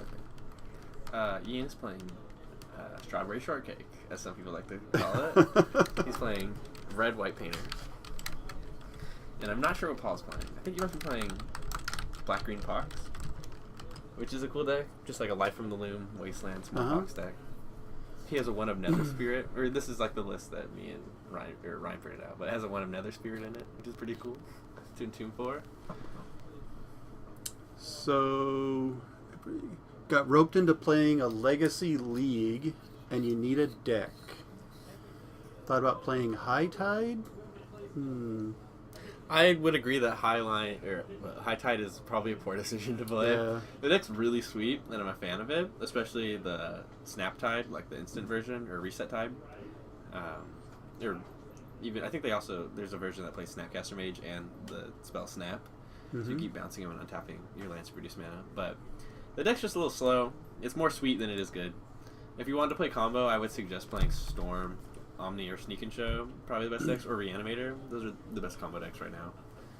If you want to like win, I guess. Yeah. It all depends on what you're doing. If you want to have fun, Go for it. Yeah, play High Tide. Yeah, High You Tide. can win, certainly. Oops all spells, like Ben the Fat Guy says. That's a comical deck. What's the Belcher would be another combo deck. Painter is another one. That is, which you'll see after this. Ian is playing it. Yeah, Painter's a combo deck. It's kind of like a prison combo deck, a little mixture, but it's a sweet deck. Yeah, Tin Fins would be another one. I don't think Tin Fins is the best combo deck right now, but I think it's pretty good. Oop. Mountain Down. Let's leave it down. Do that again. Mountain Down. We sacked it to Fire Blast. Or Shard Volley because of just one. Enchantress is another sweet combo deck you could play. I wouldn't consider it like the top combo deck right now, or in like the top like 3 or 5, but I never even thought of Enchantress in Legacy. it's crazy. Sierra Sanctum is a card. It's like the Gaia's Cradle Yeah. for enchantments. Right. Yeah, Enchantress is very cool. Yeah, I built a version of Painter, but I don't have the Imperial Recruiters, which Ian does have. Yeah, and they're pretty important. Yeah, in the they're deck. from playing it. I played like a red-white version of it. I played a red-blue version of it.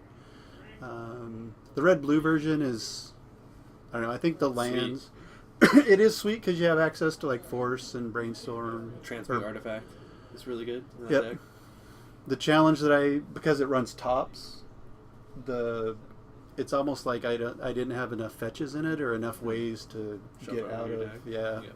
Oh. Recruiter helps with that too. Yep. Get some extra shuffles. Well, Oh, they're playing out there. are they? They didn't say anything. I think I've So find out what Paul's playing. I'll just take a like transition over to there. So we'll transition over there. Looks like we missed a little bit of their game, so we'll get caught up here. Yeah, Is we that missed Burn? 2 turns. Yeah, he's playing Burn. Mono Red Burn versus mainly Mono Red Painter, but some white for And Enlightened it Tutor looks and a few other like cards. I have the names swapped, so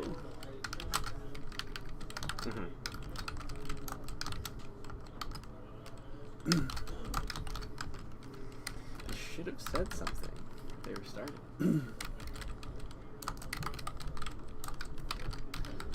And plays an Ancient Tomb for turn 3. Not the greatest land.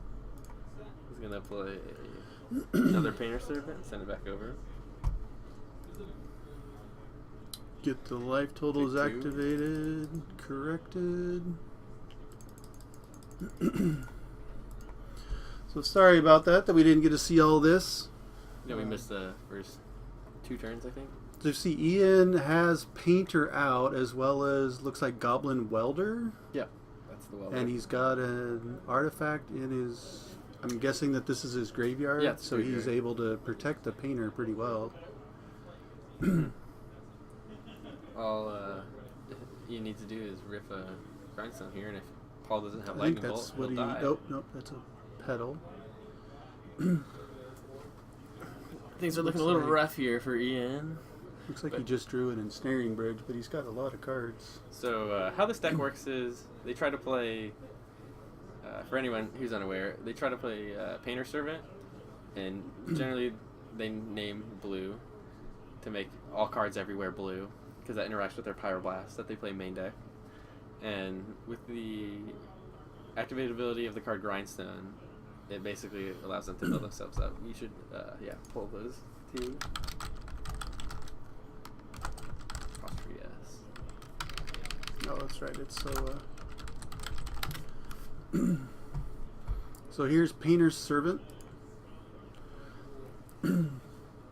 So it makes everything the color of, whatever your choice is. So you want to say blue, but you do need to be careful with that. And then you can, Pyroblast, you can destroy like land or anything they have. Yeah, it turns your Pyroblast and Red Blast into Vindicates and Yeah. and blue counterspell or Yep. just straight counterspell. Desert Drive, I think Ian is playing. I think those are new Phyrexia mountains. I'll get And different then- printing up there.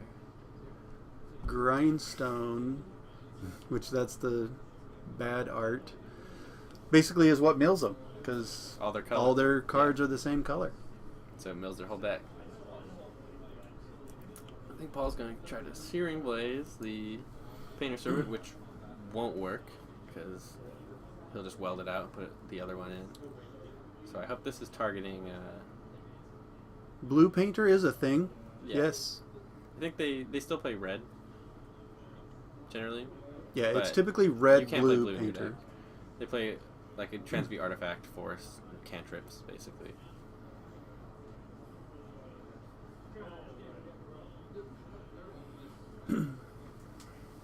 Do I still take 3? For what? Searing Blaze. If I fizzle it. Oh yeah, no, you're still a target. Yeah. Yeah.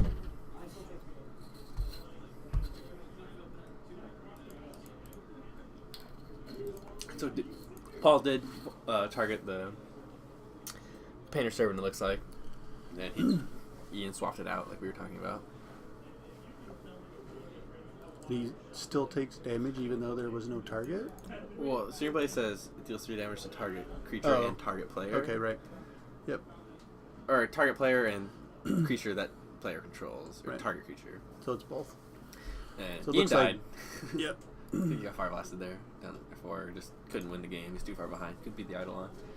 This isn't the greatest matchup for a painter because Burn has a lot of cards that kill their stuff.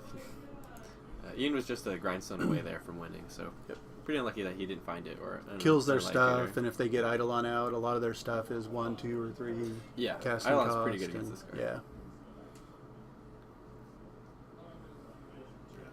Fire Blast. Fire Blast is a sweet magic card. I enjoy that card. I've only ever played Burn once in Legacy, and I enjoyed it.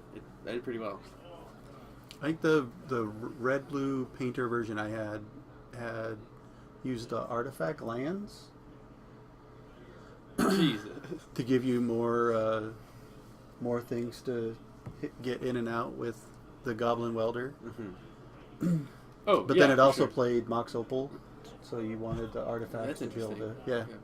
I know for a fact that Ian is playing at least one Great Forge. Or is that what that card is called? The red artifact land? It's artifact lands or chaos. Something Forge or something. So Ian is bringing in a sweet card called Sphere of Law that I know is in his sideboard for this matchup, which is pretty cool. It reduces all sources of damage he takes by 2, or I think red sources. Oh, that's nice. Yeah, so it turns off Eidolon completely in Goblin Guide. It turns their bolts into 1 damage spells, so their jeez. blasts into shocks. So I know for a fact that Ian is bringing that in. So Yeah, maybe we'll see it. I built Painter because I thought it was just like a cool interaction type game. Mm-hmm. Turn 1 Blood Moon is cool. Yep, turn 1 Blood Moon. Doesn't do anything against burn. Right. It's very much, like Dylan had said, it's very much a prison. So it's Blood Moons, Ensnaring Bridges. Trinisphere's in the board. Yeah, Trinisphere's in the board. Yeah. Generally what they're trying to do is lock you out and then kill you with a combo.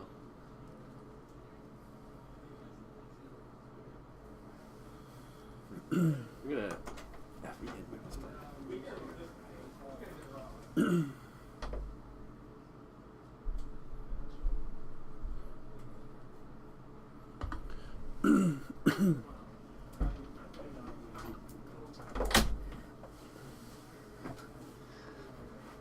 This is fun. So That's some I'm legacy with you. texting TJ. He's asking how the stream is going. So I told him he's going to have to start autographing mountains and just hand those out when people. We can like do giveaways. I told him to take some to Vancouver with him, so when he met people, he could just hand him a mountain that's already signed. You're from the Geek Focus stream, aren't you? I know you.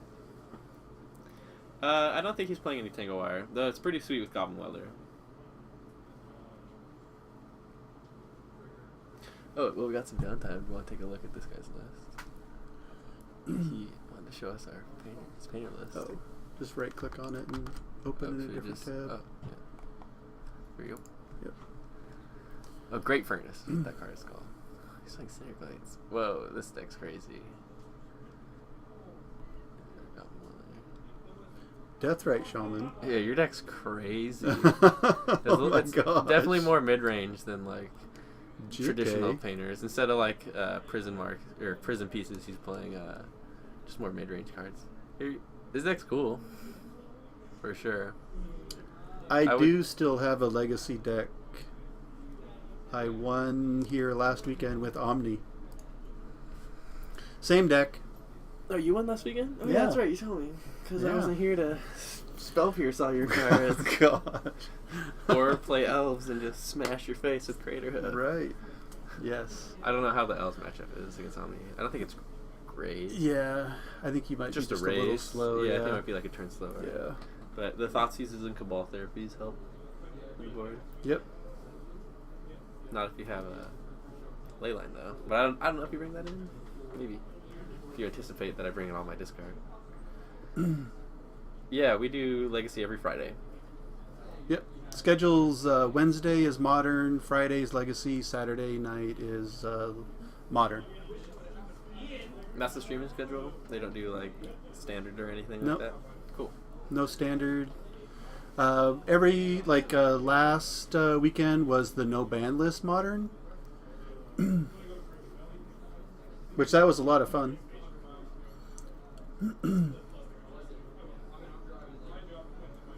So we're beginning of game 2. Ian played, Ian Fresh for a Plateau and played Sensei Stop turn 1. Paul played a Mountain Goblin Guide. Ian topped on his upkeep. And played another Bloodstained Mire. I imagine he'll say go here. He's got Trinisphere in hand that he can hopefully cast next turn. I don't think he has another land. No, looks like he's got a Welder. tutor, Here, it's a welder, and a Trinisphere. Did he mulligan? I might have missed that. It's hard to focus on everything. He's doing that Brian Kibler. Paul's gonna lava spike Ian to the dome. Show him he means business. Ian, in response to the Goblin Guide triggers, gonna fetch a mountain and activate his Sensei Stop. Hopefully finds a land in there to get a free draw off this Goblin Guide. which he did. First card, it's a mountain. I'll put that on top. I think there's a Pyroblast in there. Something else. So Ian will be able to cast a Trinisphere. Paul is on 1 land. This Trinisphere will lock him out from casting any spells for the rest of the game until he can run or draw 2 Yeah, land. he's got to. So this This will extend the game Ian's for Ian. pretty excited Yeah. right now, I imagine. Oh, he didn't cast Trinisphere. That's really surprising to me. He's wants to cast Enlightened Tutor really bad, apparently. That's weird. Is he gonna get to be able to cast Enlightened Tutor, or is he just dead? If Paul has Fire Blast, he's dead. I really think Ian should have played Trinisphere. Nope, he's alive. He's gonna draw this. Ian's gonna Enlightened Tutor for Sphere Law he's here. at 4. Oh, Paul's slow rolling it. Oh. Oh god. And that's that. That's horrible. Oh man, Ian just got rolled. Poor guy. He should have won game 1. I feel like he played well and just never drew Grindstone. I really think Ian should have played Trinisphere there. I think he should have played He really Trinisphere wanted also, to play yeah. Sphere Law though. Yep, I think like, he did. He's like, I just need to play this card on stream. Show everyone that I have Sphere Law in my deck. We should ask him. Oh hey Zach, how's it going? Do you have the Legacy deck anymore, Zach?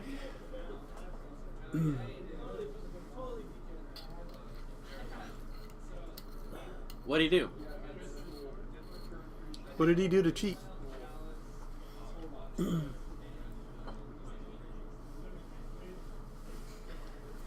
Yes, right. Sorta. Should come play with us sometime, man. We miss you. We were at the Mox last night. He topped after revealing the guide. Oh, well, we're playing pretty casually, and Ian meant to top, so we let him take it back. It's just free information for Paul, really. I mean, Ian could have looked at those cards, so you're right, but it doesn't really matter, and he was dead anyway. We'll see if we can get another match on here. I'll go out there, get something to play.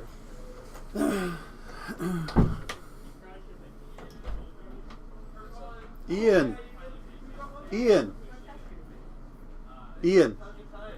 why didn't you play Trinisphere?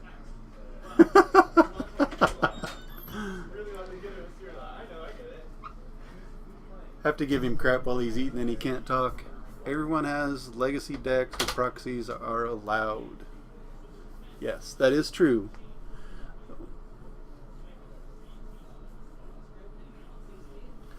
It could have made a difference, but I don't know. It's pretty casual. I mean, allowing proxies. You know, it's really just trying to get people here to play, learn the game. I think the only rule that Dylan has on if you do win, you use that credit to actually help complete the deck that you're playing with, so you don't have to use proxies in the future. But it's all learning.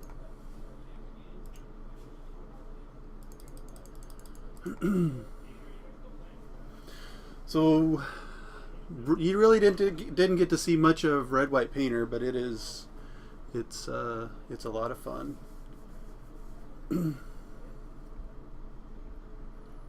Very interesting deck. So it looks like more Gristlebrand.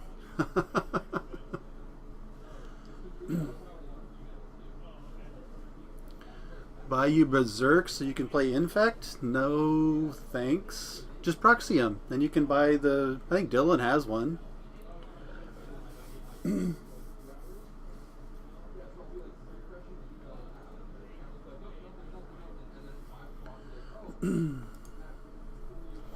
we're going to try to get another match. The end of another match. Before we... before anything...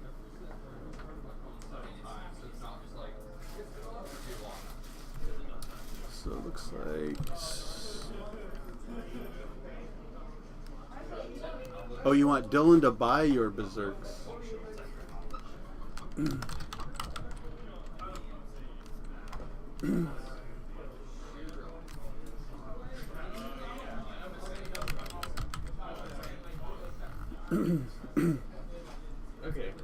So we got another game going on.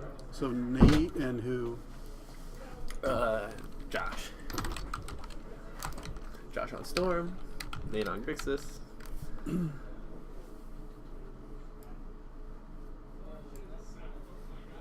I think this is right.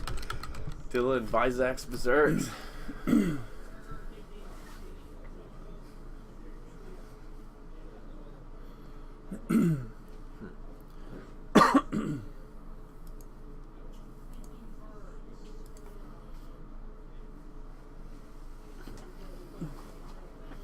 Yeah, this is this is Josh, actually.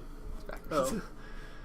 This is Nate's first time playing Delver, so I think he's making a few mistakes, but that's okay. Here to learn our legacy. It's the only way. Just to play. It is.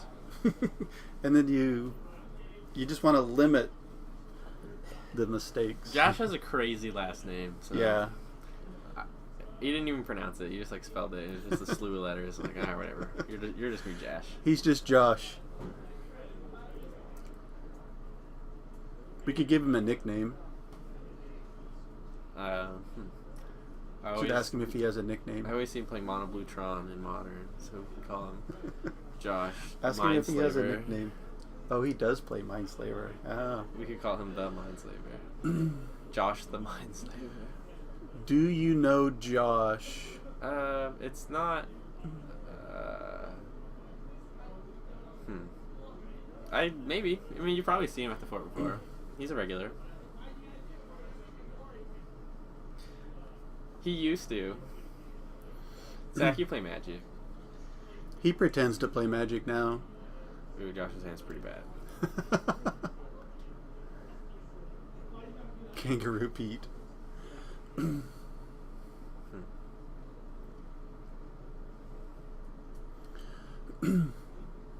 Right, well, I think both players are taking mulligans. Is this just exhibition? No, this is real. This is. Oh, okay. I don't know So is any of them are in contention for cashing out. but okay. This is a real match.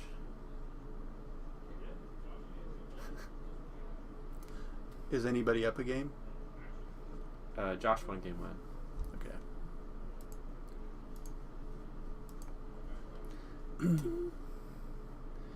Magic the shuffling. Shuffle.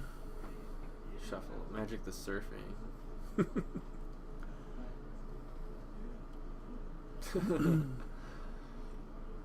This is my favorite part about Magic. I just want to watch people mulligan, resolve their mulligans. Determine if they should keep their hands. That doesn't look very good. Lots of lands for Nate. Yeah, I think he has. Does he have? He's Wasteland, Double Volk, Pyro. Yeah. Yeah, I don't know. I didn't see what his 7 was. Josh's hand is pretty good. It only has 1 land though, so he could just lose to a Wasteland. The Wasteland that Nate had. But he had 3 cantrips, so likely finding another one. And then more after that.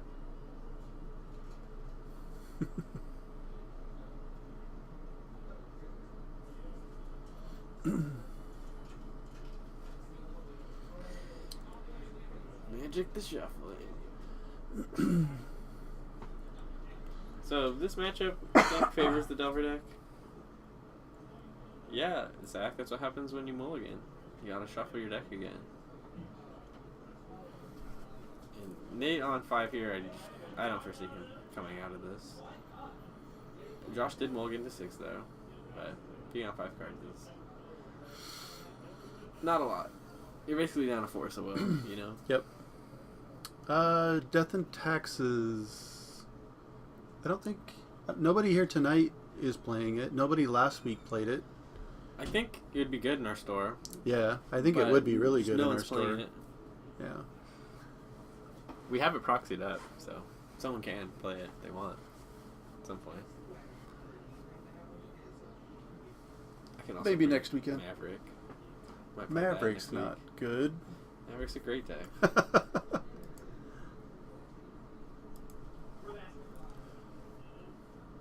Yeah, Zach, that's the deck I always imagine you playing, because that was the first one you were playing when I started getting into your Legacy play circle. And it was weird when you switched decks, which you do all the time, but I didn't know. I've never seen him play 2 decks at this, Yeah. Over in the same consecutive, tournament. yeah. It was like Ant, and then I saw him play Burn, and then he was doing something with Elves, which I don't think he ever finished it.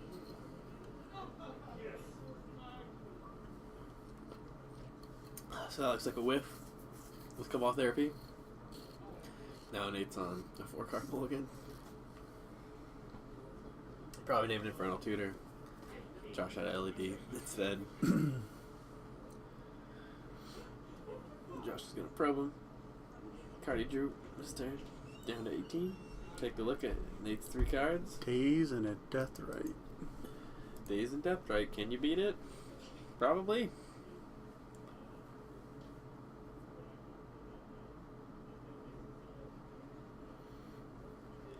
Yeah, Zach, I have no idea why they banned Take Through Time. The card was pretty fair. And your Pyromancer deck was sweet, so...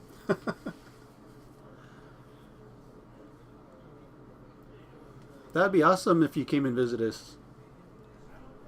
Yeah, for sure. Come and play Modern or Legacy. Or just stop by and say hi. Yeah. Say you're from the stream. That'd be cool. For sure. Tell Dylan we told him he'll give you a t-shirt. Yeah. Because we said so. Right. You probably won't get one, but tell him that anyway. Yeah. You never know. Yeah, try. Dylan can be a nice dude. So it looks like there were no lands in the top 3 of Josh's deck. So we shuffled the Ponder. He's going to kick it back over. If Nate rips a Wasteland here, which he did not. It can be pretty punishing.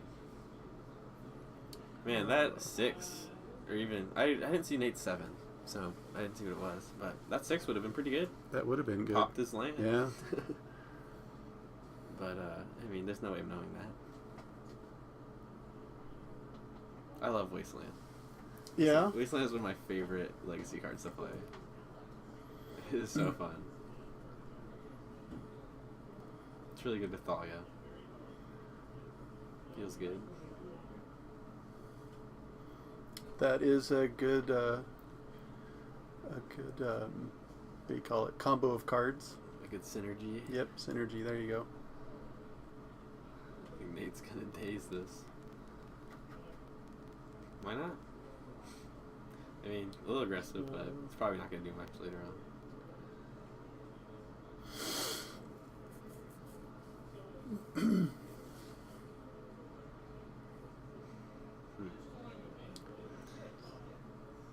It's gonna probe with mana. See, Therapy, Brainstorm, Preordain, Dark Ritual, Lion's Eye Diamond. Oh, was he not paying mana? Looks like he's paying life. Well, he hasn't moved the dice. I'll figure out what happens. Even though that's pretty hard. He didn't tap land, so... There we go.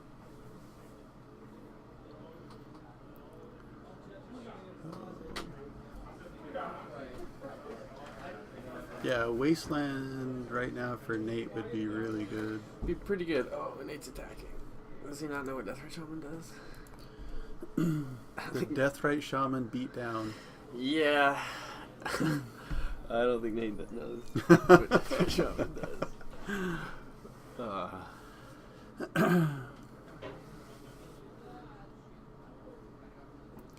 Yeah, Proxy Knight's sweet to get more players in, but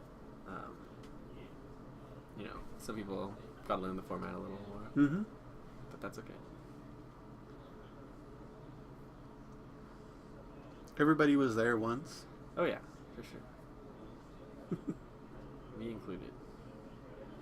Looks like he's got a Delver, playing a Delver. And that white bordered Gataxian. Yeah, Probe. and then the... Looks like he's got a probe left in hand. Oh, Swinging Nate, with the come Deathrite on. again. I also want to go out there and tell him what Deathrite is. So instead of doing 2 damage a turn, he's swinging and doing 1. Opting for the 1. And not casting probe for some reason. Yeah. He So just doesn't ponder. understand. So probably going to keep the land on top. I would imagine. I mean, Josh is doing a whole lot of nothing. He Yeah. could get there.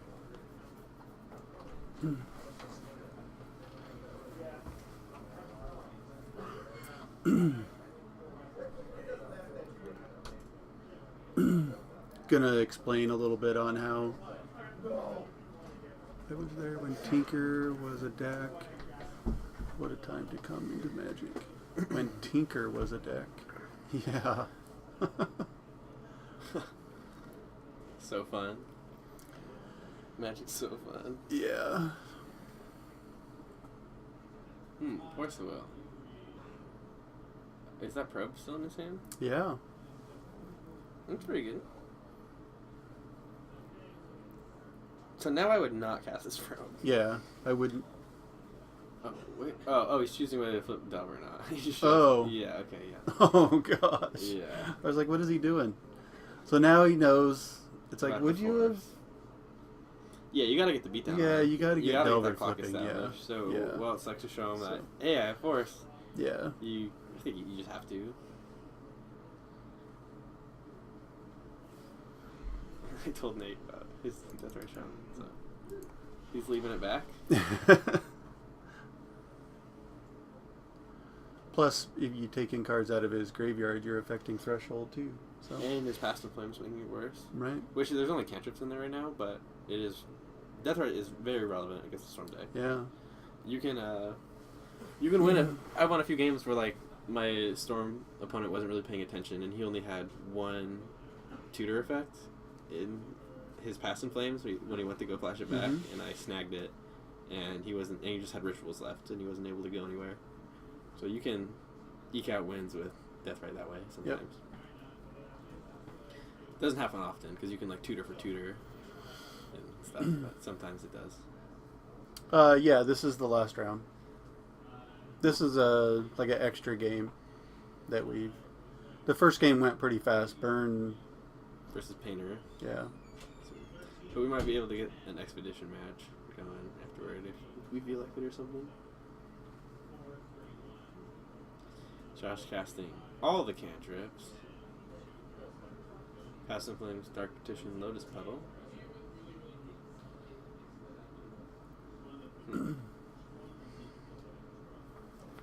So he had a brainstorm and he fetched. Probably should have. Preemptively? Yep. It's weird. It is weird. He decided to keep that. And the turn Nate's gonna drain him for 2. Oh, he's at. Yeah, we missed the fetch. Josh might die. He might. It's like, would you? I wouldn't take Ponder. Wouldn't you want to take the? I guess it doesn't matter. There's nothing in there that's really affected the game right now. Yeah, I think I might have taken the therapy, though. Because, I don't know. It's more relevant. Yeah. I mean, he knows what Nate has. Warping Whale is maybe a legacy playable card. Maybe you can play in like Mud or something. I think that's But it, isn't it? and there's like this other card that exiles a card from your opponent's hand when it enters play, and when it dies, your opponent draws a card. Oh, the creature? Yeah, I forget what You he's think called. so? Thought Not Seer. Yeah. He's alright, but I don't think he's like he's not good in the top deck battle because if your opponent doesn't have cards in hand, he dies. Like they get to Right. draw another card. I don't think he's like that great. But I think this card we'll see play in like Mud, mainly. Yep. In like the sideboard. I think Ryan's trying it out right now Is he? tonight. Yeah, he's trying 2 of them. It's a pretty cool card. It's just gives angles to Mud that it didn't have before. But I think mainly what he's going to use it for is trying to kill Revoker. Oh. Because Revoker's really good against Mud. I think he means Oath of the Gatewatch was.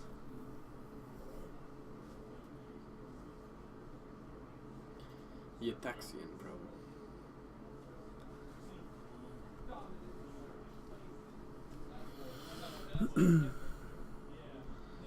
Alright. Josh has got to win this turn, or he is dead.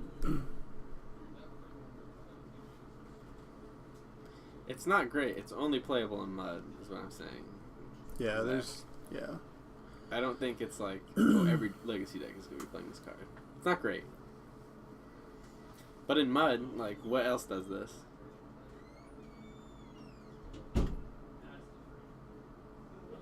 Alright, Storm is 3. Pedal, pedal, LED.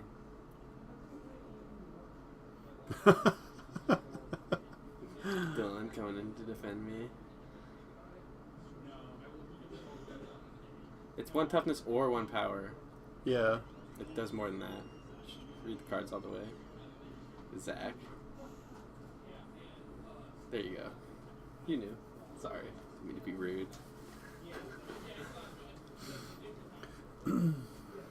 So Storm's 4. He's got 3 black. I assume he's got Threshold. It doesn't matter. I don't think he has any Cabal Writs. He's going to crack this Lotus Petal for red.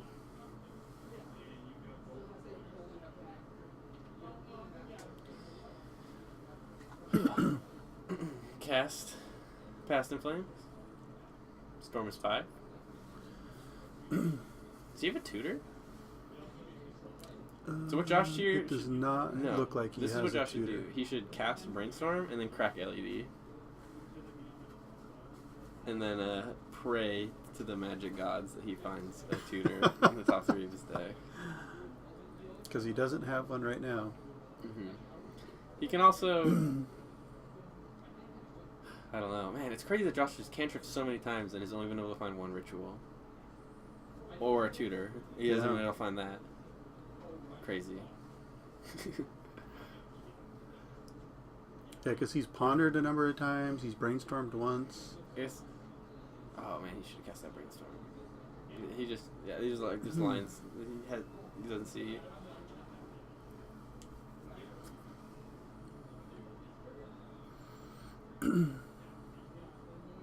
I wonder what he cracked the LED for.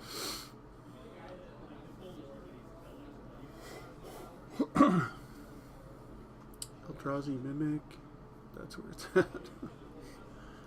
I don't even know what that card does. Wait, Warping Whale kills everything in Maverick. So I don't... Oh, did he pass turn? I have no idea. What's going on?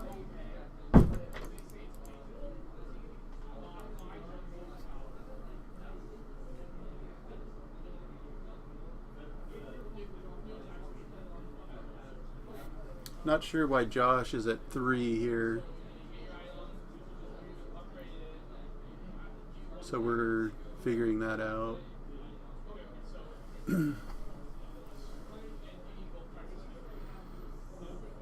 It's...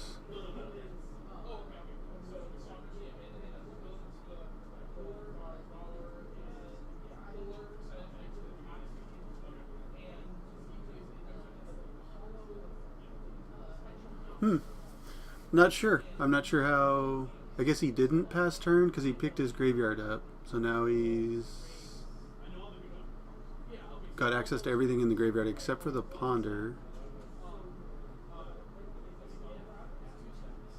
So it looks like he's going to probe.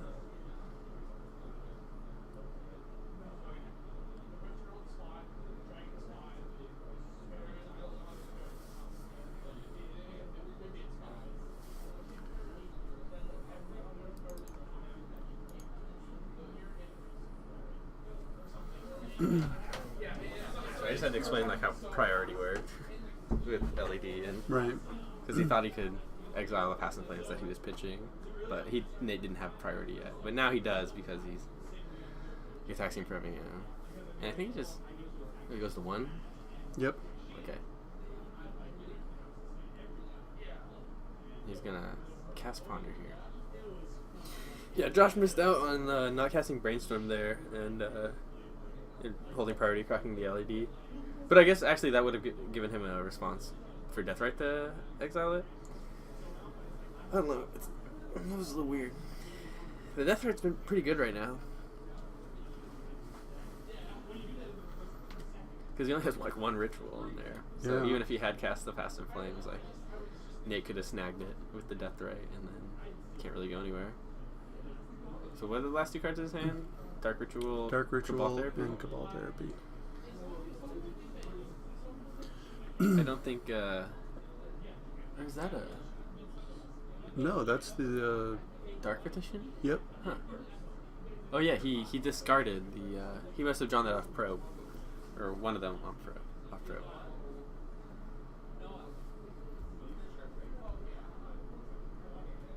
Yeah, so he cracked the pedal for Dark Ritual. Now he's gonna... Oh, Josh has a kill here. Yeah. He has enough mana to cast Petition, have 3 floating left over, get Tendrils, tap his island, and Storm is high enough. Let's see if Josh has the kill, or sees it. I think he does. He's just get Tendrils here and win. Assuming it's still in his deck. Yep, there's Tendrils. He's gonna cast it. Storm Trigger. Okay. Yep, there you have it. Yep. Josh getting pretty lucky off of the probe and ponder draw. Yeah. I still think All he of- should have brainstormed. I agree. Oh yeah. Yeah. Josh's storm turns have been a little scrappy every time, so I think with some more practice he can clean it up a little. Yep. He's also got pretty unlucky that game. Yeah. Cantripping a million times and never finding any Yep. rituals or tutors. A Wasteland early would have been huge for Nate, though. Mm-hmm. Like it Oh, was yeah, 3 early turns on. before he got he would have been another land. locked out for a while. Yeah, I think they would have won that game for sure. Josh So- brought in his figures, which is pretty interesting to me. I don't agree with that. In Yeah, this matchup. it seems like you're just a lot faster. Yeah, you might want to bring the decays.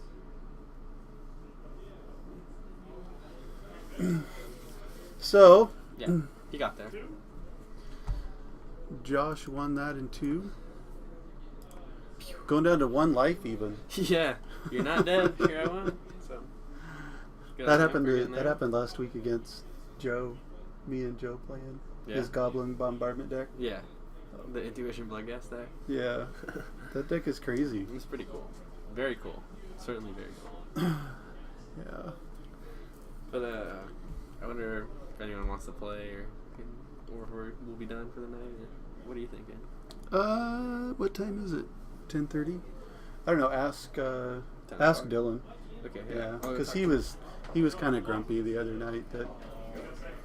So we'll have to ask him, see what he wants to do. Oh, Storm Chaser Mage, Zach, if you're still here, I think is playable in Legacy.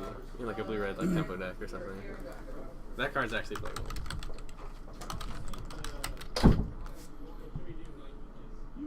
So if you haven't seen Storm Chaser Mage,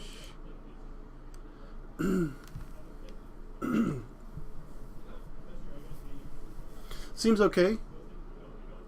In a like a, I don't know, maybe blue-red Delver type. So, what do you guys want to see? Like any decks, we have. I think the majority of everything like represented here, we have access to it. So, anyone in the chat like want to see a specific matchup or a specific deck fight anything, you can let us know, and we'll get a game going. In a cloud. Is Joe there? Yes, Joe is here. Joe's here. He's playing 4 Horsemen. Yep. Let's see Joe deck. Okay. We can have So Joe play 4 Horsemen. I guess. See if anybody wants to play Joe. Okay. Should I make it a good matchup? Not for Joe? Storm. Okay, yeah, certainly not Storm. I've seen that matchup already. Yeah, something that'll allow Joe to actually play the deck a little. So we're gonna get Joe back on stream. We've had him on here. He was in round 1 playing 4 Horsemen. Had a lot of questions about it. A little bit of, I guess, questions about how the deck worked, cards that were in the deck. why he kept doing the things that he was doing. So it's a fun deck. He's changed it up enough that he's comfortable playing it and doesn't feel like.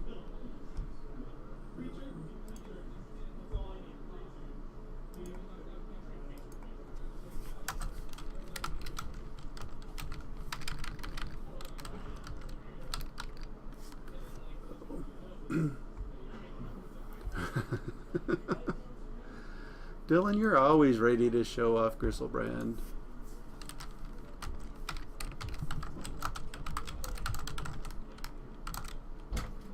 Joe had to go. Oh, So he's not here. So Joe had to leave. Yeah. So anybody, I guess, any other decks people want to see? I don't know if are people hanging around. Yeah, we still got some people here chilling out. Dylan versus Joe. Reanimator versus the Four Horsemen. I think that's a good matchup for Four Horsemen. Yeah, Joe is bullying Zach. He'll be here 2 weeks from now, he said. Because next week he's commentating. And he'll play Four Horsemen then. His deck is illegal anyway. No, it's not. He's playing Quicken, and he Yeah. knows when to stop when he's slow playing. Do we have Infect? I think that's the one deck we actually don't have right now.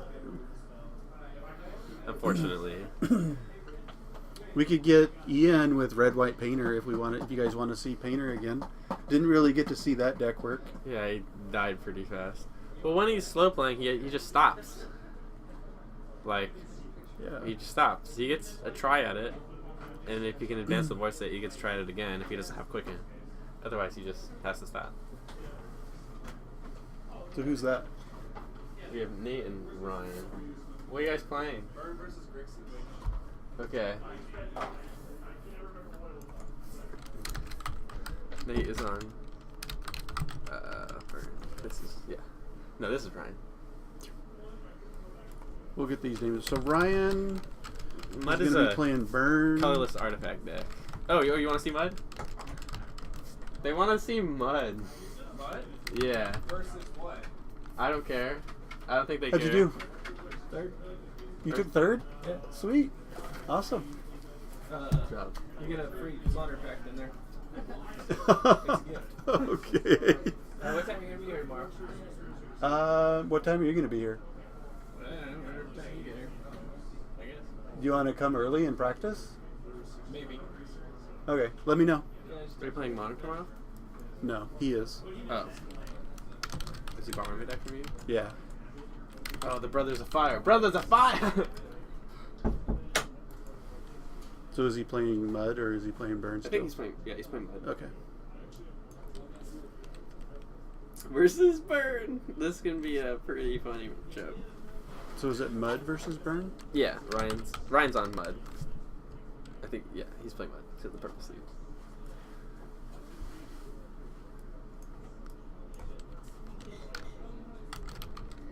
So yeah, this can either show, or this matchup can show the power Mud, or the Is that right? opposite.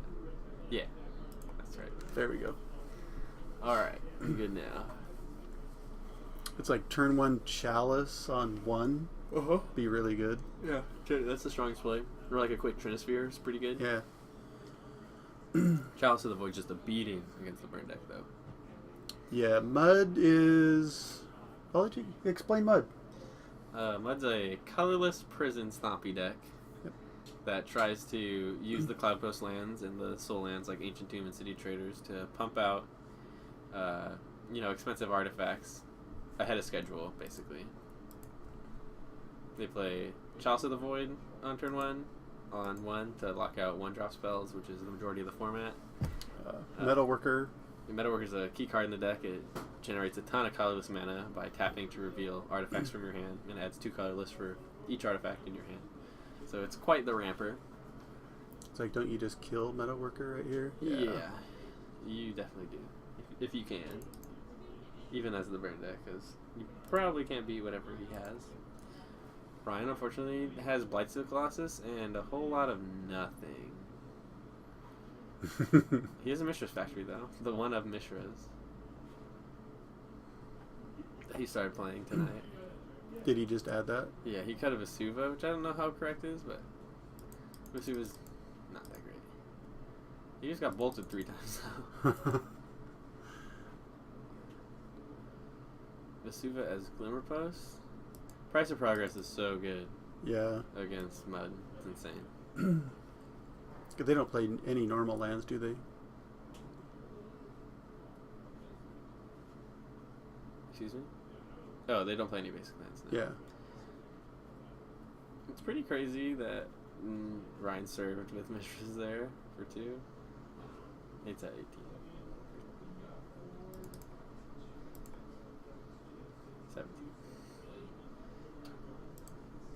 Yeah, Ryan's just got a whole lot of nothing. He's just drawing a lot of lands.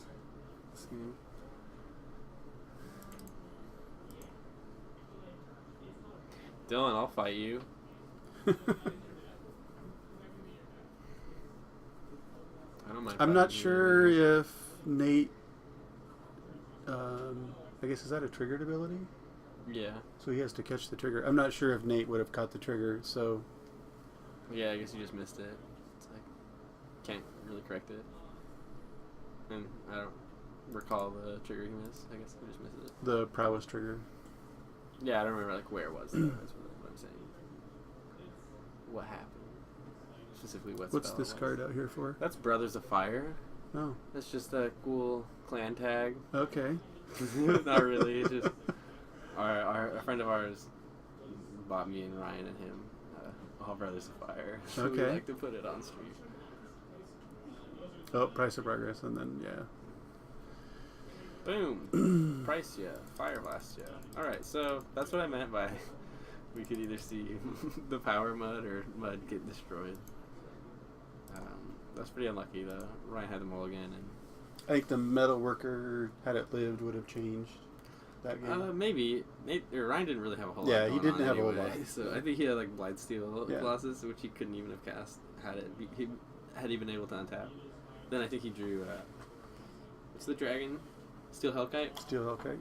But he was just too far behind. Ryan really needs a Chalice of the Void or a Trinisphere to stay in this matchup. That was just a bad mulligan. So There was a guy on a stream that watched playing Mud, and he turned one Chalice, and it's like there was a pause for like 6 minutes, and then the guy just quit the match, conceded the match, not just the game, conceded the match. after on sitting there for 6 minutes, Yeah, on a turn one Chalice. he just sits there for 6 minutes. What? It's like, what do you When do was for that? 6 minutes? When was that? It was a couple months ago. So I figure like after like a minute, I'd be like, "Are you gonna force this or not?" Like Yep. you are, you aren't. There are 2 lines of play here. Like you have to choose one now. So is he trying to mulligan to get Chalice on one, you think? I mean, you can mulligan for it, but I think Ryan will keep any playable hand. But I don't think you mulligan for it. If your 7 is good, like his 7 was just probably bad, so either ship it. A turn 1 Lightning Greaves can lead to some pretty explosive turns. So that Ancient Tomb will be taxing Ryan. It's not as free of resources as it normally is in this matchup. Yep, turn 2 Metalworker, boot him up, no plays. Oh Let's wait for gosh, 1. The Metalworker beats. that's so bad. Yeah, Ryan's just got some pretty bad hands here. I'll just be. They're actually playing fairly quickly too, so it's like I'm just changing life totals. Left okay. Yeah, Nate's hand looks insane too.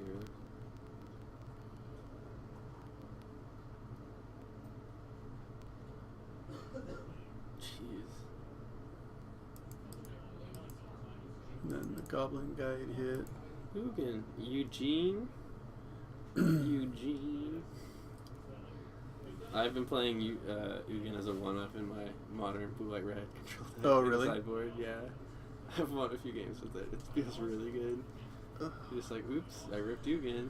Beep. Cast that. I guess guy. enough control you could get to where you have enough. Oh mana. yeah. Oh yeah. The deck's so slow it goes long every time. Ooh, Worm Coil. I don't think it'll be enough. Brian's just dead to Lightning Bolt Fire Blast, which Nate has. Oh wait, but he has the boots, so he's gonna get the gain 6 here. Oh yes. Ryan's not dead. And he's going to put the boots back on the metalworker to give a hexproof. Some tight play here by Ryan. Oh. Utilizing those boots. Booting them up, as we like to say. It's like, I don't know if Burn can win now. Do you think they can? No. I mean, he needed like lightning bolt, Yeah. bolt, fire blast Yep. to win there. And he has creatures, so. And a fire blast. This game's over. Ryan doesn't need Yeah, to he's play got any another more worm lands. coil. He could gain 12 here if he wanted. I think not attacking first is loose. Yeah. Going to 6. But this, because I don't think you need to gain all this life. Yeah. Yes, you can give the other one haste, but like you're giving him an opportunity. And he's just gonna jump. It's over. Yeah, game's over. Yeah, Mud just can. It didn't seem great for Ryan, but the lightning greaves can just be so crazy.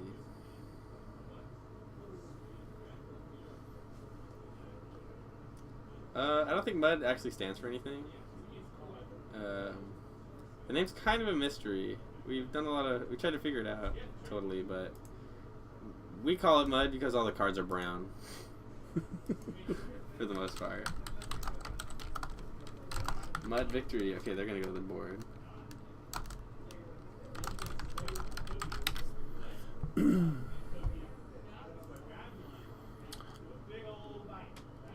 Yep, everything's brown.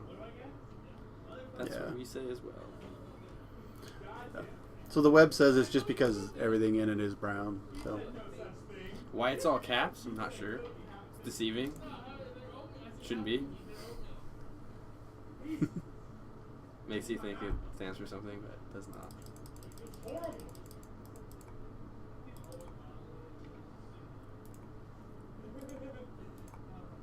Brown cards. The brown deck. Ugins. You win a lot of games in Mud now because you have just 3 Ugins in your deck. Like, ooh, whoops, rip this card. yeah, Ugin is Kill all really your good. stuff. Yeah.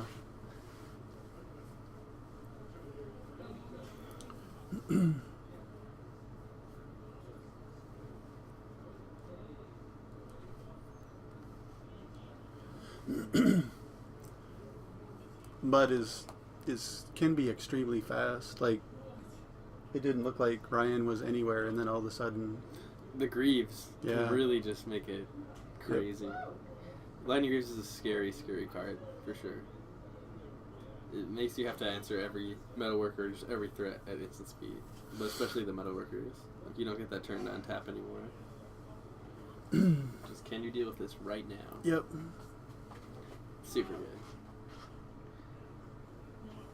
It's so good, I wonder why they don't sometimes play it as a 2 of, but the second Lightning Greaves isn't very good to draw if you already have one. Yep. But It's too easy to move around. But you can't take it out of the deck. You just can't. It's really good. Right, there's a sideboard there. We'll get another game. Like Dylan was on there playing, or saying he wants to play again. No, What do you think of the Knight of the Reliquary Helm of Coral in what combo format? in Modern? It's alright. It's pretty funny. I think it's funny. I probably wouldn't play it. Did you see David's deck with Twin in it? No. He put Twin on a Dryad Arbor Okay. and killed him with a bunch of Dryad Arbors. Just threw Dryad Arbors at him? Doesn't seem great. It was hilarious. It's pretty funny. Why not just attack with the Dryad Arbor instead of twinning it up? That's pretty funny. I think it's a cool deck. I think it's the best Wargate deck. Yeah. Yeah, if there ever was a deck to play Wargate. Storm Chase Image.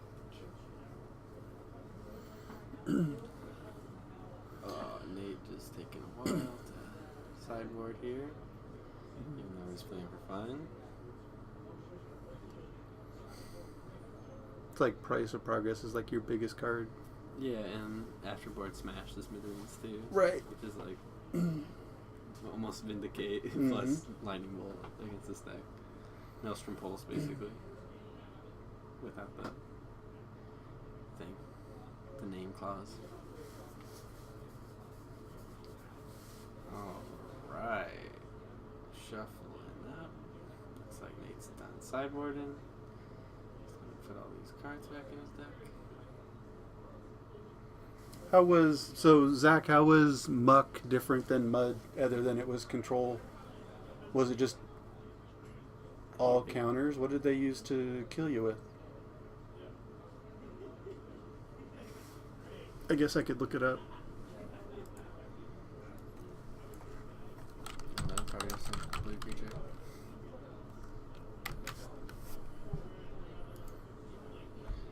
Or Jace the Mind. Oh, just Jace. Makes sense. So Sour of Temptation and Vendilion clicks. Jace the Mind Sculptor. Vendilion Shackles. Why isn't this a thing anymore? And Dalkin. I don't know. Because why not play other colors?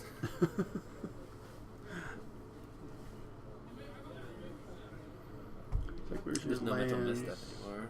This list is pretty old. Oh, yeah. Things are just different. The Yep. meta's evolved. More or less.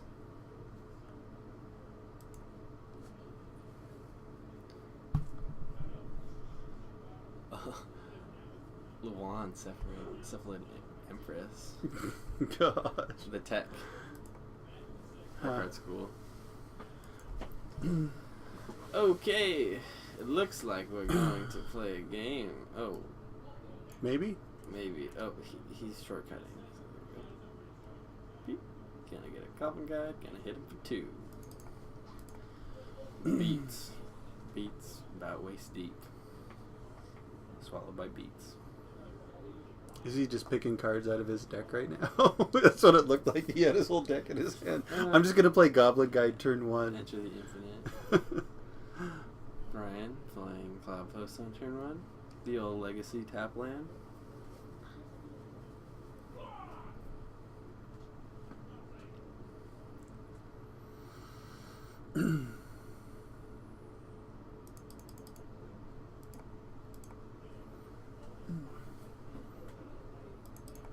The Burns. Burn.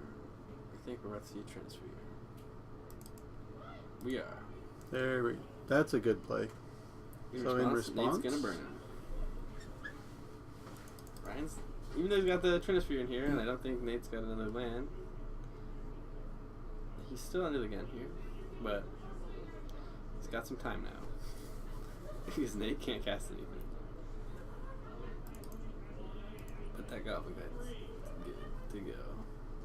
It might go all the way. I don't think it will.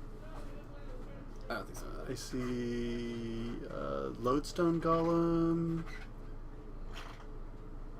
And Wormcoil and Blightsteel always in your hand. If you're playing Mud, Steel Colossus is always in your hand. You want it in your deck constantly, but it will always be in your hand.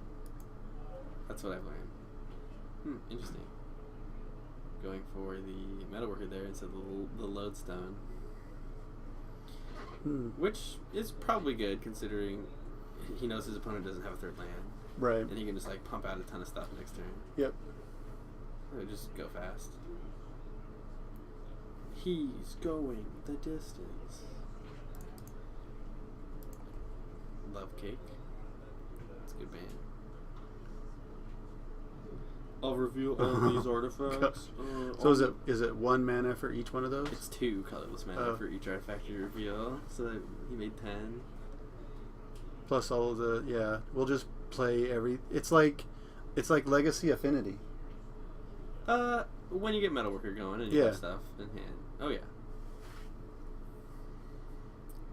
Ryan's just gonna casually play 2 Wormcoils and a Lodestone Golem on the same turn. Oh, Nate's got the third land. Game on. So This keeps it. Unless or Nate can't even play Sulfuric Vortex here because it costs 4 mana because of the Lodestone Golem. Nate's just actually on a no-for here. Cast no spells.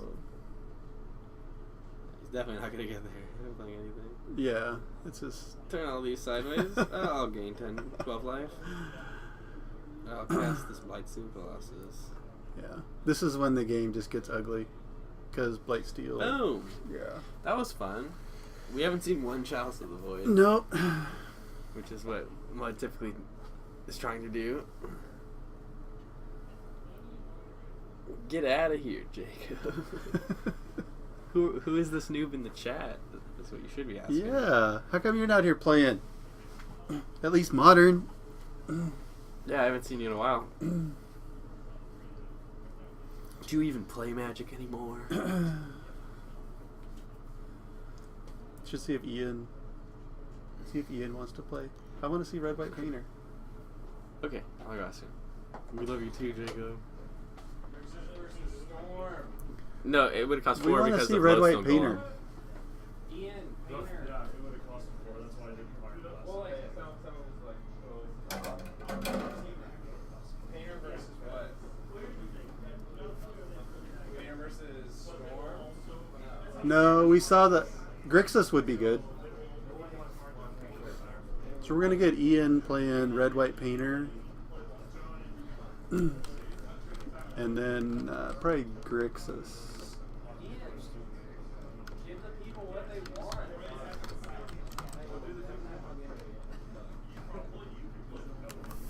Red White Painter. Maybe. Oh.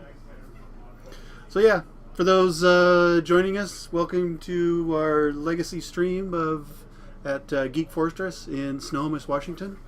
Normally TJ is in here commanding the camera and the chat, but he is currently in Vancouver for the GP this weekend, and we wish him the best in the sealed tournament going on up there. Most likely he'll be playing a lot of side events because he hasn't been really practicing in the sealed, but who knows, he may get a good bunch of draws, and if the people around him can keep him from just going all red, which is his favorite.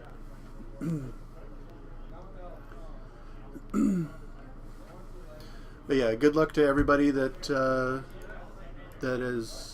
watches our stream that is up there playing. Good luck to all you guys. If you're new to this stream, feel free to hit the follow button if you're having a good time with what you're seeing. We stream Modern on Wednesdays and Saturdays, and then Fridays is Legacy. Yeah, it's our favorite format, so we try to keep it going. So Ian and who? Ian and Ryan. Okay. Ryan's gonna be playing Grixis Delver. He's played it a bunch, so should be a good pilot. And Ian is on Strawberry Shortcake. Strawberry Shortcake. That's such a funny name. It is. So we call it Red White Painter, but they call it Strawberry Shortcake. Brothers of Fire. Get that hearth out. Yeah. Ian's like, oh, I'm playing Horsemen. I can't play Magic right now. No. You must play Legacy. Just concede. Yeah. Yeah, you Sarah and play. I don't know. Do you play that game at all? Which one? Hearthstone? No. I played it a little bit. It's alright. Yeah. Not a huge fan. But I play it from time to time. I have like 2 constructed decks that are decent. Yeah? But I don't spend that much time.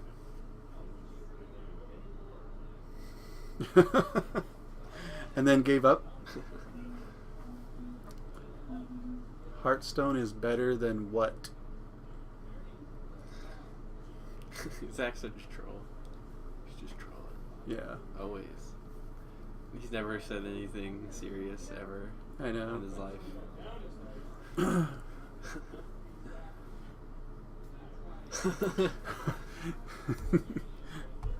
I think we can do that. Give him just instead I'm going to play Hearthstone. Give him a timeout. We'll give him a timeout. How's that? See how he feels about I that. don't think we can. We're not like logged in or anything. Or are we? Or can we? Oh yeah, we can. Don't actually do it. You're lucky. We I was were gonna this time you. close. We were this close. It's a click of the button away. Timing you out. Going mad with power. Give you the power to ban. No way. Zach would be the best mod. No, he wouldn't. Depends on like what your definition of sweet Yeah. mod is. Or the best mod. Oh, we're driving. Oh, he's there.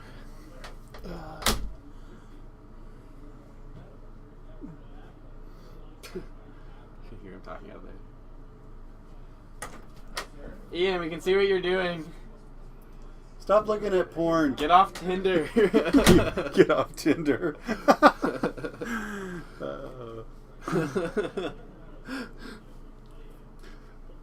Let the stream decide whether to swipe right or left.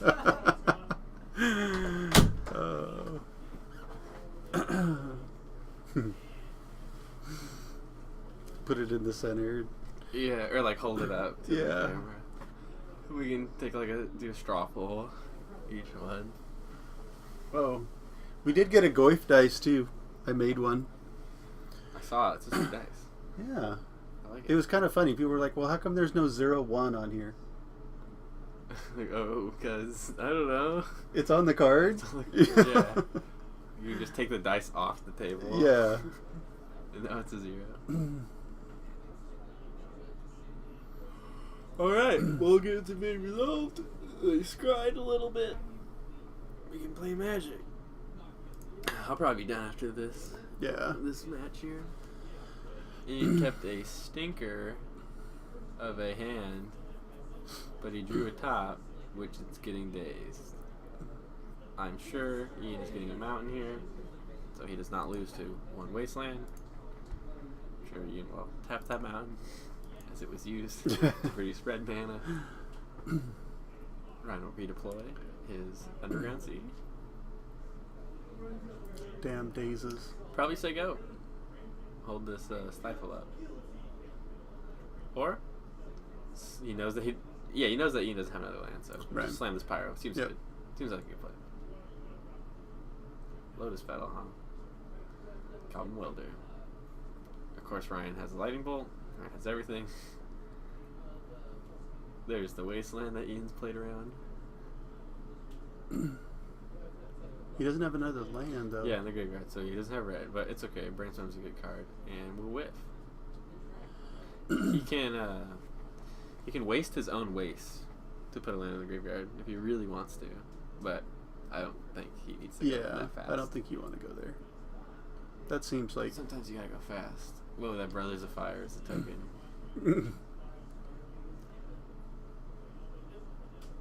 Tradesies. Yep. okay. It was basically a lightning bolt. Is he gonna... Ian drew another top, so he casted it. Ryan's thinking about forcing, which would be a bad idea. I'm fine with letting my opponent tie up his mana this way. Interesting to see no attack with the death right there. I think that's like a good attack.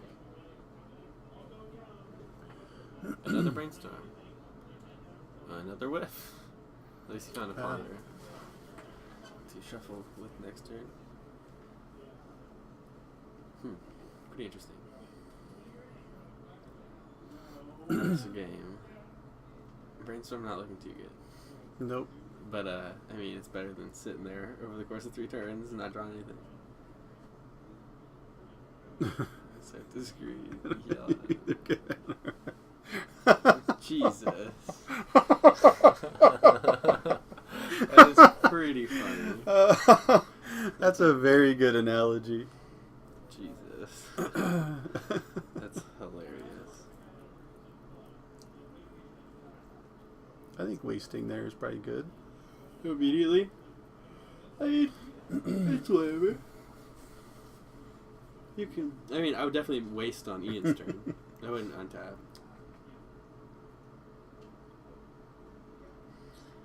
Shortcake's pretty good. I think Enlightened Tutor and the white hate cards you get are a big deal. And, I don't know, help out your bad matchups. Or help your bad matchups like Storm and Sneak and Show. Or just like the Emrakul decks. And the fast combo decks that you can't really interact with. super easily. I think, yeah, Enlightened Tutor's a huge deal.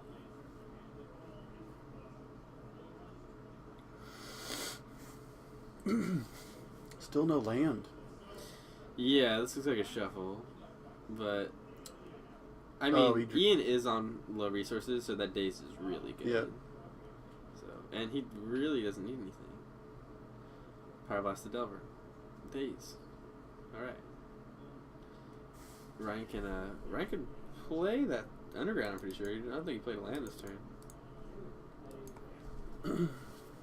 Both players not finding lands in the top. This game is kind of a debacle for Painter. This is what Delver wants to have. Yeah, happen. this is exactly what Delver wants to have happen. We both just have one land. And 2 Blood Moons, 2 Grindstones. yeah, Ian's hand is atrocious. There's no way he's winning. No attacks. Well, I think he should be. I guess he's holding up Stifle. Yep. Alright, let's keep him up. That was not a great representation Yeah. of the Painter deck. Painter not doing too well on camera. Which is a shame, 'cause it's really cool. He'll get it this time for sure. He's just going to play Blood Moon on turn 1, and Ryan's not going to have Force of Will. It's going to be awesome.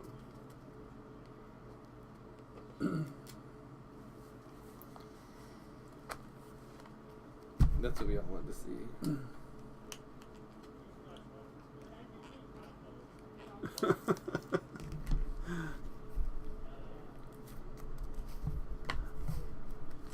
I'll have to. Somehow I have to remember that analogy.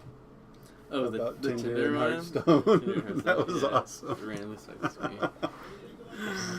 Oh. Yeah, it's pretty funny. I should send it to TJ just to get it remembered by somebody. I'll let TJ know that you did that.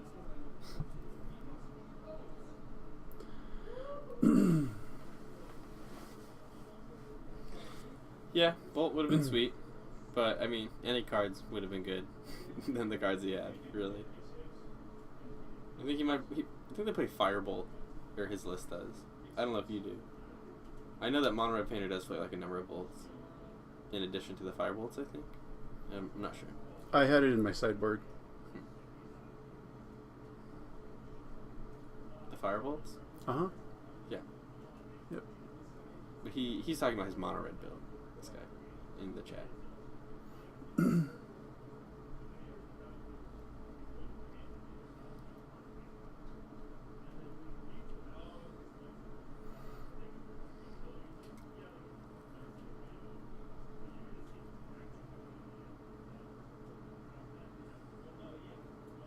Ian just cannot find lands.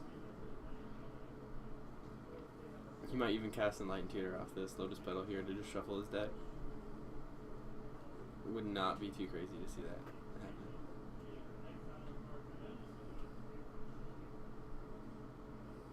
Jesus. That Ponder is gross. There's 2 pros. Use Pyromancer in play.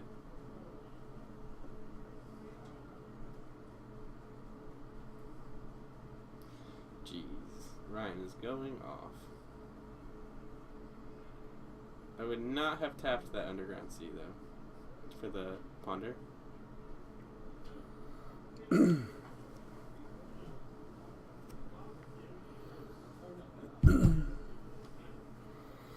Ian's going to win this game.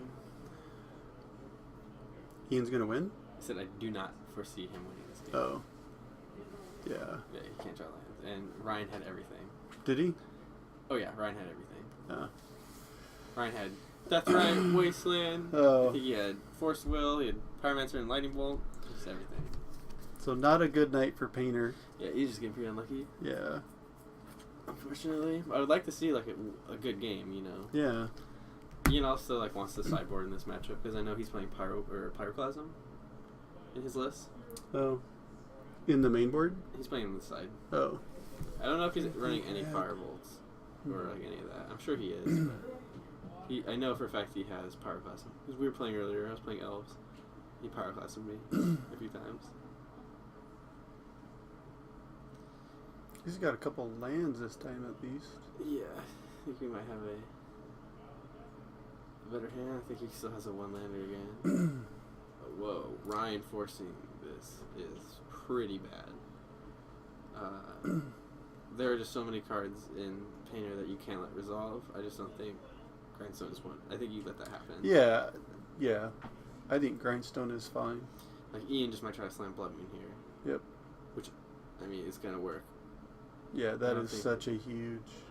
But he has Deathrite, so he can produce one colored mana for this game. Just one line in the graveyard. Yeah, see, now, like, Ryan really wishes he didn't force that. Yep. Grindstone. It was really bad. Grindstone does nothing for on its own. a number of turns for on I its can own. understand wanting to just have him have nothing in play, but knowing my opponent's playing Blood Moon Yeah. against Moonbridge, like, Yeah. I'm not going to force Will the Grindstone.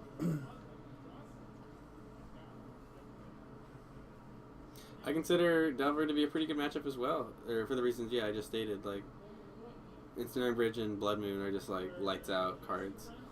Blood Moon's not... I mean, it's good, but it's not great because it is Grixis that runs red, so he is able to actually he is do able to play something. Pyromancers, and if he gets a Deathrite into play, he can use it once. But now that Deathrite isn't producing any mana, because there's no cards in the graveyard, but they still aren't running any... Oh wait, Ryan has... Oh my Pyromancers. gosh. So kill one of them. Yeah. That's pretty good. If he had like Bolt Bolt, that'd be even better, but he doesn't. Yeah, they're running no basics, and they just can't really beat that card. If you like clear up their board, they just can't win. Yeah, Grixis can beat it with young Pyro and Bolts, but the Blood Moon player also has to have nothing going on that whole time, which, you know, things have to align. It's not impossible, but it's very hard. And that was a pretty bad attack. But, I mean, what are you going to do?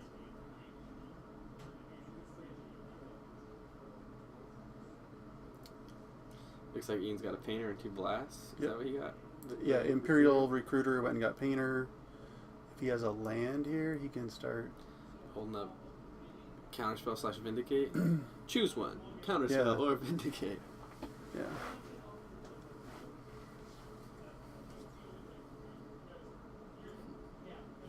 So this is a tough game for Ryan now. Yeah. Oh yeah. I don't think Ryan's gonna win this one. What color do you think his permanents are? Good question. Probably blue because he's 2 blasts. What color is Painter on? Blue. So Painter's on blue. Yeah. Sometimes you don't want to do that because you can give your opponents the ability to pitch like extra lands or just dead cards to force a will. But I think with 2 red blasts in your hand, it's very safe to name blue there. Grindstone, and there you go. You got to see Painter. Yep. Play Blood Moon, Grindstone you. Yeah. Play Blood Moon and win. Which is generally what you're trying to do. That all goes back to Ryan forcing the Grindstone. Yep. If he didn't do that, I think Ryan might have been able to win. Yeah. I don't know if he could interact with the combo at all, but yeah. He could have pressured because he could have. I mean, he would have had a token off a Pyromancer, and then he would have probably had another token off the second Pyromancer. I don't know. It would have been significantly He would different have been game. able to cast his spells. Yeah. And like, I think he had like cantrips. He would have been able to look for like lightning bolt and stuff. Ian owns Miracles, the guy playing Painter right now, but no one in the room is playing it right now. Or tonight, no one played it, which is great. There's another, Justin also has Miracles built. He's kind of taking a break from playing it to play some other decks right now. Yeah, which is good. But I think the decks he's playing are like Lands and Storm. Yeah, So he it's played like, oh, Storm. great. He played Storm last weekend. Well, I'm not playing Miracles. Oh, cool. What are you playing? Lands or Storm? Yeah. Oh, cool. That seems well in your wheelhouse. That makes sense. Yeah. I'm over here playing Maverick and Dead Guy. Playing the fairest decks of all time. Or Delver, when I can play here. Mm-hmm. The Proxy Knights. I really like playing Brainstorm decks, so I'm really into us allowing proxies. It's great. Doing some unsanctioned tournaments. It's cool that Dylan will do that in his store. Yep. Because it's like a big deal to like run sanctioned tournaments at your store, right? Like you get, if you do like enough of them, you get points or something. Yeah. I don't know. Yeah. But it's like, I know on, like right now, well, I think he only had, no, he had 2 drafts tonight, I think. Oh, okay, cool. So, Yeah, Hymn to Turok is totally a fair card. It costs 2 black, and it's a sorcery. It's not even an instant.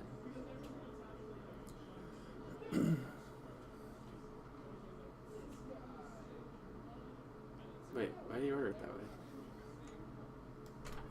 Why didn't you cast Pyro first? I couldn't, right? Because then I couldn't bolt him. I went to cast Pyro. Next year bolt him again? Is that what you're saying? I don't know, didn't you have 3 mana and 2 red? We're on both rows on death right. Oh. oh, See, we can't hear these things. yeah, we can't hear him. Well, so, we should have assumed. So, the Revoker was on Deathright, so he couldn't That's pretty activate obvious. Deathright. Just not paying attention. Yeah. So he Yeah, bolted. him is super strong. Yeah. Smoking Joe. It's one of my favorite Magic cards to play. I really like him to draw.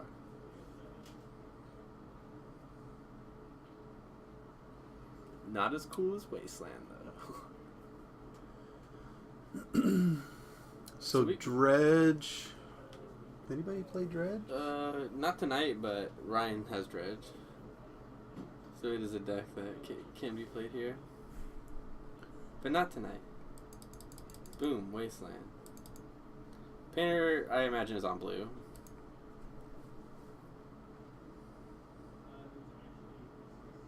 It might not be because he has no blast. I wonder.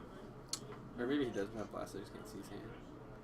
Doesn't look like it. No, nobody played lands tonight either. I think there were 10 people. We had 8. Oh, Exactly so we had exactly 8 people. we had tonight. Grixis, Delver, Burn, Painter, Omni, Red, Storm. Storm. What was Paul playing? Do you remember? Paul was on. Not sure. Reanimator. And Yeah, there's a time and a place for not naming blue. This might be one, especially if you have no blast in hand. I think it's pretty good against the force decks. But I mean, Ryan doesn't really have cards, so. But he does have 2. Maybe it's force and a non-blue card, so naming blue would turn that on. But yeah, you really got to judge the situation.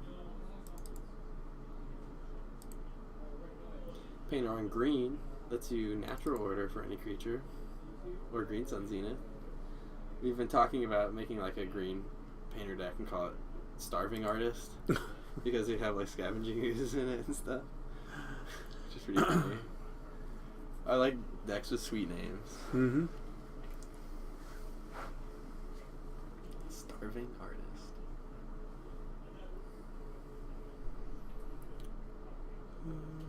Delver in the air. Put you to 11. Cast Grindstone.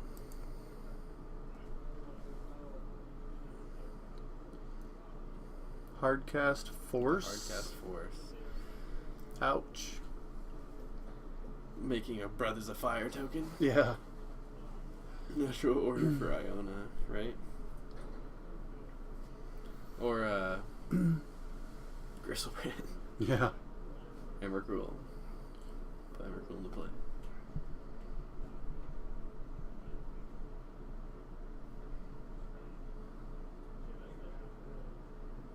Gristle Cannon Enraged. Yeah, he can win with Welder at pretty much any point here. Yeah, you're right. I'm pretty sure Ian knows. Ian's played this deck a lot. Maybe he's just like tired and missing it though. Or slow rolling. He might just be waiting. Yeah, it might just be slow rolling. But I mean, Ryan was pretty much tapped out, so I probably would have just done it there. Welder... I don't think Welder was sick. Yeah, I agree. I wouldn't have let him untap. He probably is missing it. That he has Welder in play. Is he going to miss it Maybe again? he like just... No, he tried to cast Grindstone last turn, so... Yep, here we go. Yeah, I'm not sure why he waited. Maybe he has a blast and just like didn't want to tap out, even though he would have last turn. I'm not sure. Get Grindstone. So there you go. Yeah, he did have blast. So, and Painter was on blue, I imagine. So that's why he probably didn't go for it. He just wanted to wait. To have the mana for Pyroblast. Yeah, just have Counterspell up Yep. the whole time. So that's fair. I can see that. Welder is so good in this match. Yeah, Welder in this deck. Or in the deck. Yeah, Welder's insane. Yeah. You can even like activate Grindstone and then Welder to weld out the Grindstone and put Painter back in from your deck or from your graveyard and get them that way. Yep. Yeah, the sideboard Emrakul is really good. Some people have done that and got in that way. It's like, really? you have an Emrakul in your sideboard, and they just God. put it in like so they can't be milled out. It's pretty good. If he doesn't bring in like Rest in Peace or something, he just like can't beat it. He's got to go on the Jaya Ballard / beatdown guy plan. Yep. All right, so I think we're that going was to our call it. last matchup. Yep. So, thanks again for joining us. If you enjoyed the stream, Wednesday, Friday, Saturday is when we stream. Wednesday's Modern, Friday's Legacy, and Saturday night we'll be back here tomorrow for some more Modern. So, Yeah. So just if you're in the area, come and play. If not, hit the follow button and join us next time. Yep. Thanks for watching, guys. Had a good time. Have a good night. Have a good night.